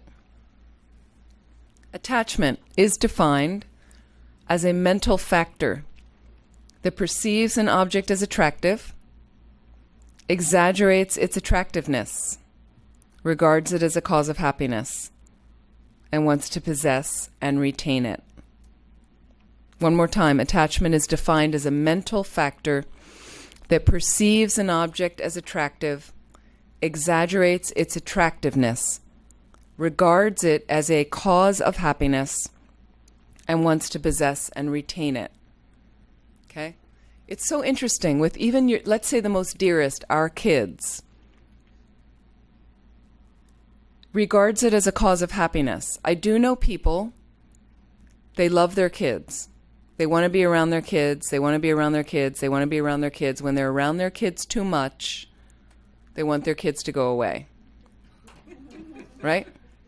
Doesn't mean they don't love their kids. They love their kids. They're good parents. Right? Their kids are not a cause of happiness. A true cause of happiness means the more you're around it, the happier you become. My sister had 2 kids. And in the summer, she lived in England. They would come for the summer to my parents in the States. And getting them out and getting them ready and getting them packed. And sometimes she's just like, I just want to see the backs of their heads. Can't wait. They're driving me crazy. Oh, my God. Then they'd leave, and then she'd call me. I miss them. Right? This is just natural. It's just a normal, wanting the cause of happiness. You see people, I'm sure there are some chocoholics in this room. Okay? And here comes the box of chocolates. Somebody says, would you like some chocolates? Ooh, and the shakes. I've seen somebody shake. Oh, can I take 2? Can I take 2? Can I have another one? We impute this whole heavy, it's a true cause of happiness, chocolate, right? It's a true cause of happiness. That's what I'm imputing on it. If it was, the more chocolate you eat, the happier you get. You eat the whole box, you're sick. Okay? Please check. Okay?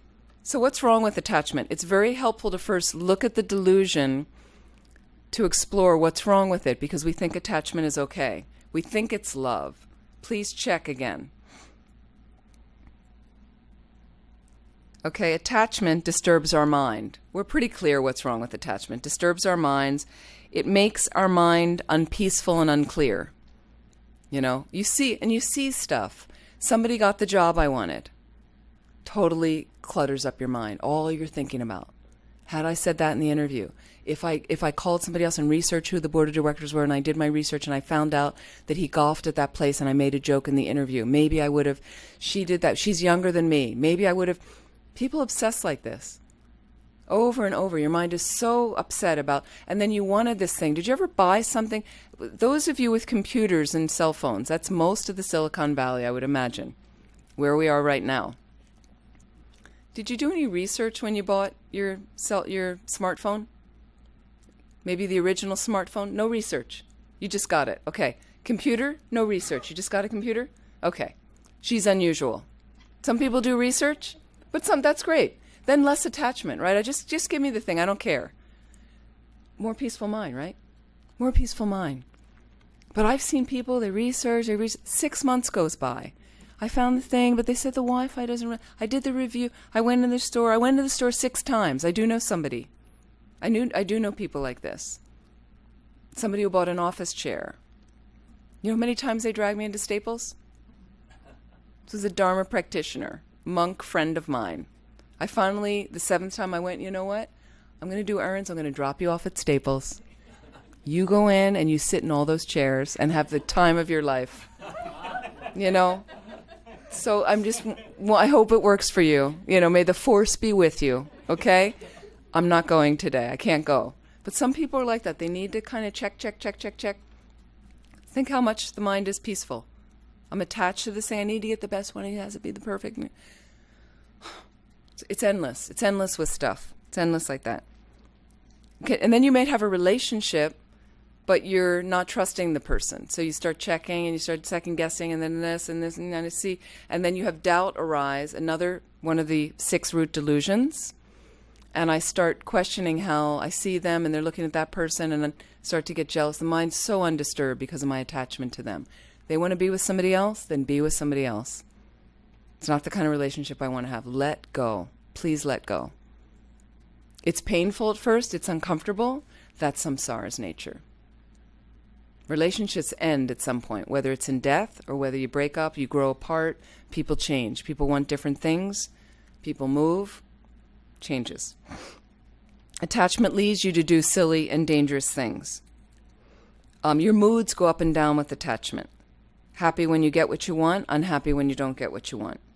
Okay? Somebody that you're attached to becomes depressed. Sometimes you become depressed. Okay? Attachment leads you to dissatisfaction. One of the main sufferings, the suffering of dissatisfaction. The Buddha said that following attachment is like drinking salt water.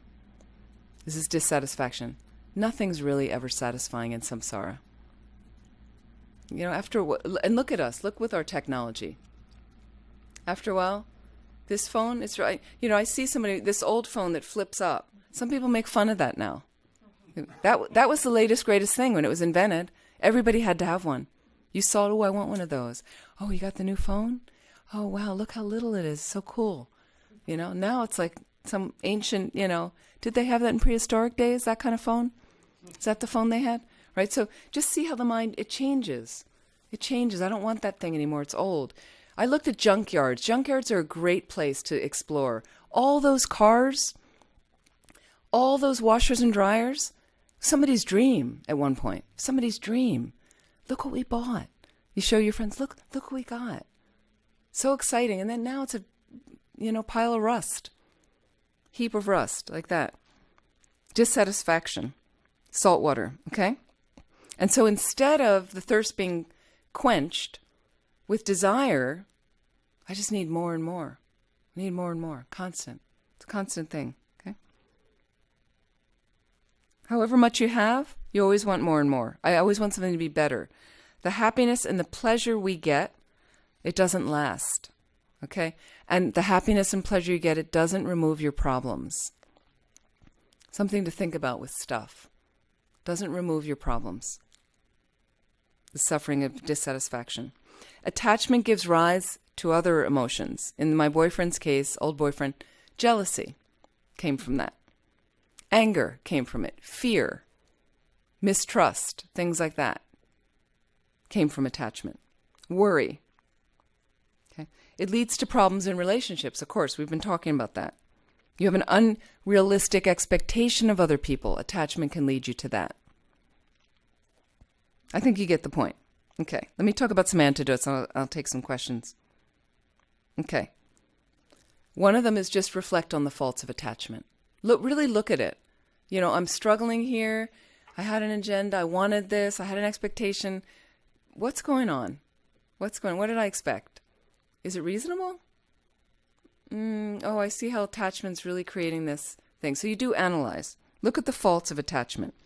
Generate a wish to work on it if you can. Generate a wish to work on it if you can. Second antidote. Meditate on impermanence. Meditate on impermanence. If it's something mundane like chocolate or ice cream or pizza, Lama Zopa Rinpoche says they're all very pleasurable, okay? You want to analyze clearly. I know that it ends. The first bite of pizza when you're hungry is very different than when you're full of pizza. Especially it's very different when you decided to have that extra piece of pizza that you didn't need. Like for me, it's 2 pieces. I don't eat pizza much anymore, but 2 pieces is it. But for me, attachment, I end up with the 3rd piece. And by the end of the 3rd piece, I'm like, why did I eat this piece? Couldn't I have just been satisfied with the 2 pieces? But my mind was like, and now I feel sick. Okay? So notice how impermanence and change. So Lama Zopa Rinpoche says, check chocolate, for instance, and be realistic when you eat chocolate. Please don't should on yourself with chocolate. Okay? How do you eat chocolate? If you're going to eat it, do you eat it with guilt? I shouldn't. Eat it with glee. It's delicious. But be realistic. The pleasure of chocolate, the delicious taste, is from here to here. That's it. Goes in there, creamy, smooth, wonderful, delicious, sweet, delicious. Then it passes. Once it's here, it's gone. Little tiny aftertaste, gone. Finished. That's chocolate. I enjoyed, but now it's over. Okay, so be realistic. Impermanence, it changes. Okay, you can even reflect. This delicious mouthful is going to come out as caca. I don't like that. It's the same stuff, just kind of different form. Impermanence. Your kids will change. And it's interesting, just in the course of your kids, sometimes your kids are delightful. Sometimes they are a pain in the butt. Your partner also. I've seen long-term relationships. The best ones have a lot of compromise and a lot of acceptance as the partners change. You have a 40-year relationship. How many of you in relationship? Right? You have a 40-year relationship, let's say. So incredible that people allow each other to change. Beautiful. And they accept and support each other, grow. And do you grow your relationship? Beautiful. Grow it in a positive way. You learn new things. Fantastic. Very, very helpful. People that don't, very constrictive. The partner now, you're kind of in retired mode. They just want to stay home all day and watch TV. You want to travel. You have some freedom. They don't want to do it. Like that. So understand this nature of impermanence. And so the changing nature, and I do know the 40-year relationships and the 20-year relationships and the newer ones where partners, sometimes it's kind of, my partner's kind of irritating. I don't like that habit that they have, but there's other parts that are just glorious. Impermanent nature. If I feel too attached, maybe I can remind myself of the things about them that kind of irritate me. That's okay. It cuts attachment. You're being realistic. You're seeing the whole being instead of the projected fantasy.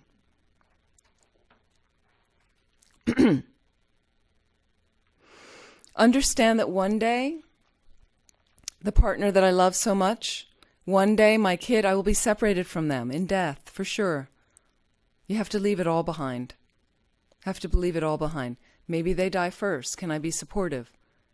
Am I going to be okay? It will be sad. There's no question. You can grieve. Very, very helpful. But it's a natural course of life, is that people die. Understanding that. So impermanence, very, very helpful. So very hard to, in the attachment of wanting the relationship to always be the way it is and never change. It's unrealistic. Wanting it to go on forever. Not possible. I hear people even now, like, oh, I just want everything to be the same as it is now. I don't want anything to change. You set yourself up for so much suffering. If you have that mind at the time of death, it can be very, very torturous for your mind. And they say, don't even be attached to your next breath. It creates cyclic existence again, coming back again, the attachment. They say you're attached to a mango at the time of death, you come back as an insect, right? Think about it. I mean, very careful of what, it's very hard to control, so we want to practice now to control the mind of attachment. You just try your best to control the mind of attachment, okay? Look at the unpleasant or negative aspects of the object. I just mentioned that, okay? And it's hard. And think about other things. If it's an object, if I own the Tesla, would you really be happier? Really? You might have a nice car and enjoy driving your car, but you're really going to be happier? Please check. Would you be happier? And then notice, in 10 years, would you still be as happy with the same car? Could be obsolete by then. People will be flying by then, maybe. Get in my little George Jetson vehicle and off I go. I'm really dating myself now, I know. Meet George Jetson. Okay.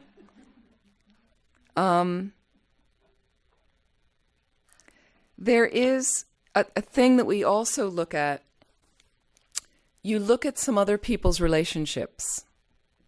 They look attractive. They look really happy. If I could be like that, if I had something like that in my life, it'd be great. One woman I know, she looked at rich people. They're so rich, they're so, you have no idea what's going on in their mind. No idea. It looks good on the outside, but you don't know the suffering, the pain, the torment. And some very wealthy people, very attached to their belongings. And at the death time, hanging on.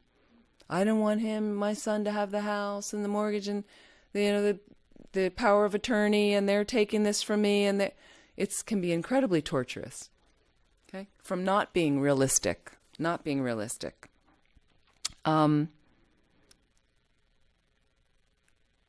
then later you discover faults in people. You think it's a perfect person, and later you see the faults in them. So can I, if I'm engaging in a new relationship, or in the relationship that I'm in, I'm going to try to be as whole a person as I can. Can I try to be present with this other person and look at them, engage with them, see them as whole as they are? See them for who they really are and be present with them? Or is it all through my expectation and attachment, through that veil of that I'm seeing them? So as soon as they show up who they are, and it conflicts a little bit, I go, oh, no, that's not who I thought you were. You're not supposed to be saying that or doing that. You're supposed to be like this other thing that I kind of build up. No, please see them. Who are they really? Do you know this person? And if you've been around a long time with the person and you think you really know them, I think from some poems from Rilke, whom I love, is there's always something left to be discovered. Okay, even in your long-term relationship, there's always something left to be discovered. Why not allow people to surprise you in a positive way? It's always there. But let's really try to greet them accurately. Can I see them accurately? Do I listen well? How do you listen in relationship? Good listener? How's it going? Good listener? Okay. Right? So what happens is, let's say you're in relationship. This is your most cherished being. You share a bed with them maybe. It's going well, right? But after years, you start to take them for granted, right? So they talk, and then sound comes out of this, right?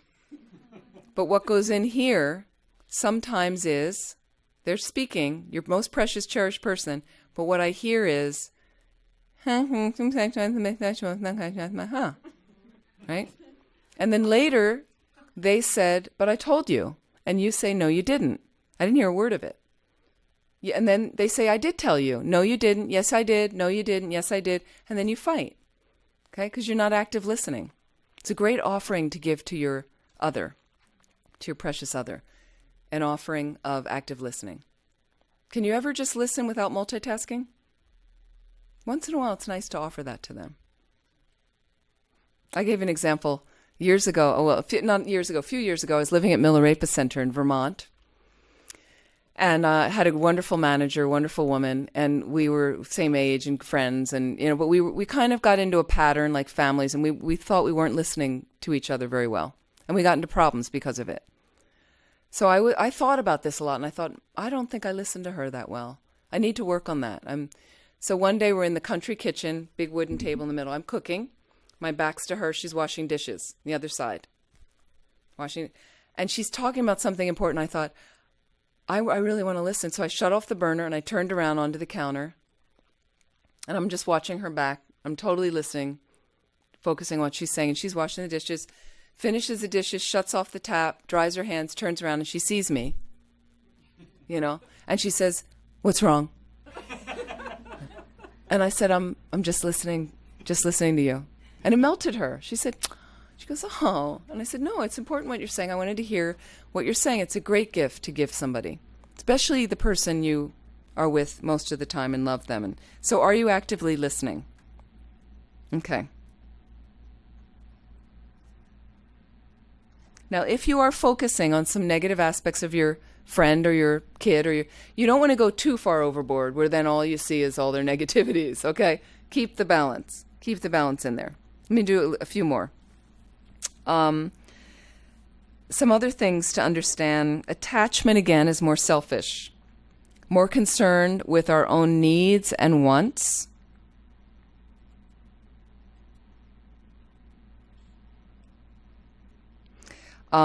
We sometimes use the other person to fulfill our needs and wants, like that. Not very helpful. Love's more concerned with the other person's happiness and their needs and wants. So you can ask yourself, for most of us, it's a mix. It's a mixed bag. Some love, some attachment, but you can try to see, am I really coming out of a positive place of focusing on their needs and wants and what they want? Now, this is not about being a codependent and enabling somebody to perpetuate unhealthy behavior. So if their needs and wants take over, they're super unhealthy, they're abusing you. No, it doesn't mean you stand by and go, I guess that's a good thing. This is about healthy behavior. But people have needs and wants. So if they say they want to go out to dinner Friday night, can we go out to dinner? And I know that makes them happy and I'm happy to do it, okay. If it's sometimes you're tired, you don't want to do it, find a compromise. That's what couples do. That's what couples do. If I were always to experience happiness, attachment causes us to think that the object, again, is the source of our happiness. Okay? If this were true, this is the way a true source of happiness works. I would always experience happiness when I have this person or when I have this thing. If they're a true source of happiness. Okay? If I'm together with this person I'm attached to, I will always be happy with them. So you just check. It deflates a little bit. There are times I'm very happy with them, and there's sometimes I need my own space. If I'm with them every single moment, would I be happier? Okay? So just deflecting. Are they a true source of happiness? The more I would get this thing, we already talked about this, then I would be happier. Okay? The other thing about your true source of happiness, this person, everyone would see them as a true source of happiness. But there's some people that don't really have that relationship with your kid, your partner, things like that. So it a little bit diffuses for me this huge experience I'm having with them. Emptiness cuts all the delusions. Emptiness cuts all the delusions. So you want to check, does the object really exist the way I perceive it? We will talk more about this tomorrow. We analyzed a little bit in relation to attraction and attachment. Okay? I have the raw data out there, but I'm not seeing it clearly. And what I do is, due to some positive karmic seed arising, I vomit a projected fantasy onto it. And then I think, mine. I need to have that. Mine. I want it to be mine. I want them to be with me. Okay? If they were an inherently existing Adonis or Adonis set, everyone would have to see them that way and experience them that way. That's how inherent nature works. We're going to talk more about that tomorrow.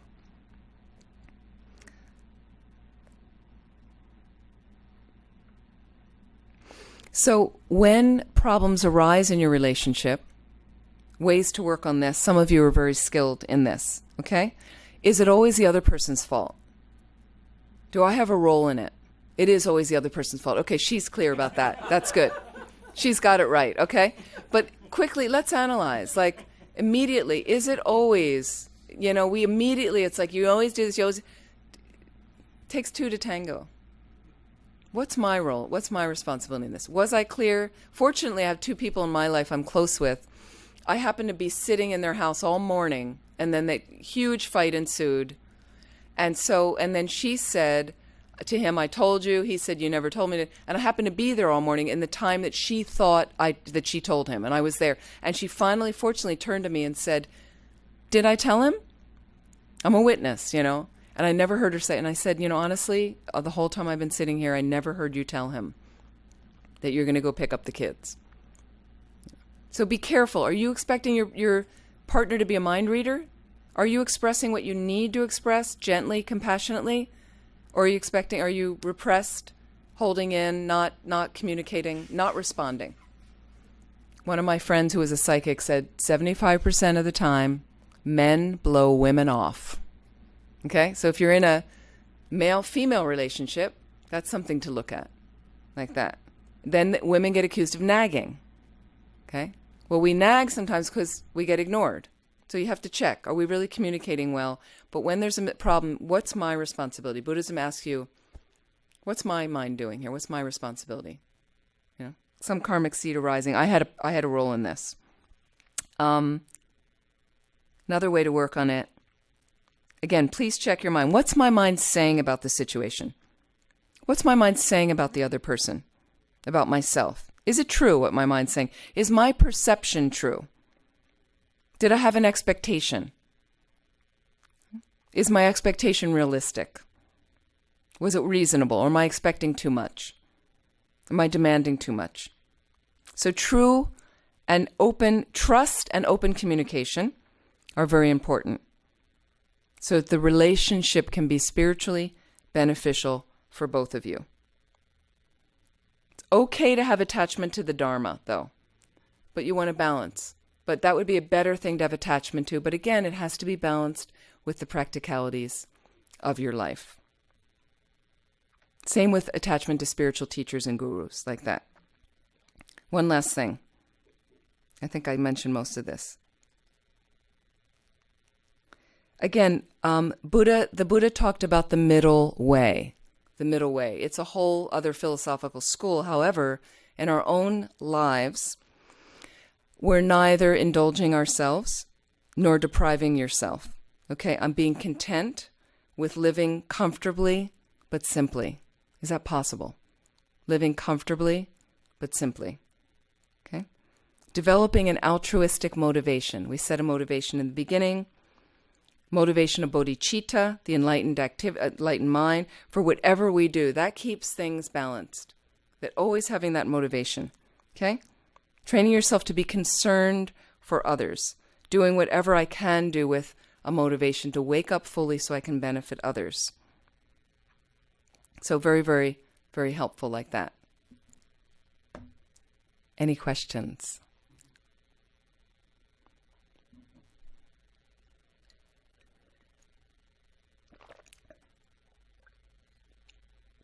Is that helpful a bit regarding love and attachment? A little bit. Anyway, something to reflect on. And as we are out of time, I'd like to dedicate any positive energy. So any merit we've created from just taking some time tonight. I know people have had long work weeks, probably tired. I want to thank you so much for coming. It's been great. Let's dedicate and invest whatever positive energy we've created. May it help us really try to engage in our relationships, intimate and non-intimate, friends, family, in a most realistic way with a very big open heart, concerned about their happiness. May it help us to engage more practically and realistically with loving kindness on our planet, with all the engagements that we have, helping us move along a path to full awakening. So as Buddhas, we are unlimited in benefiting all living beings. I'd like to dedicate to the long lives, perfect health of all of our precious teachers, for the great flourishing of Ocean of Compassion Buddha Center, and all of our centers of the FPMT and for peace in all world systems instantly. Thank you very much. Thank you so much. So I'll leave one of these here if you're interested. My website's here. There's more teachings it's connected to. And if you want info on the pilgrimage, you can find it on the website. Thank you.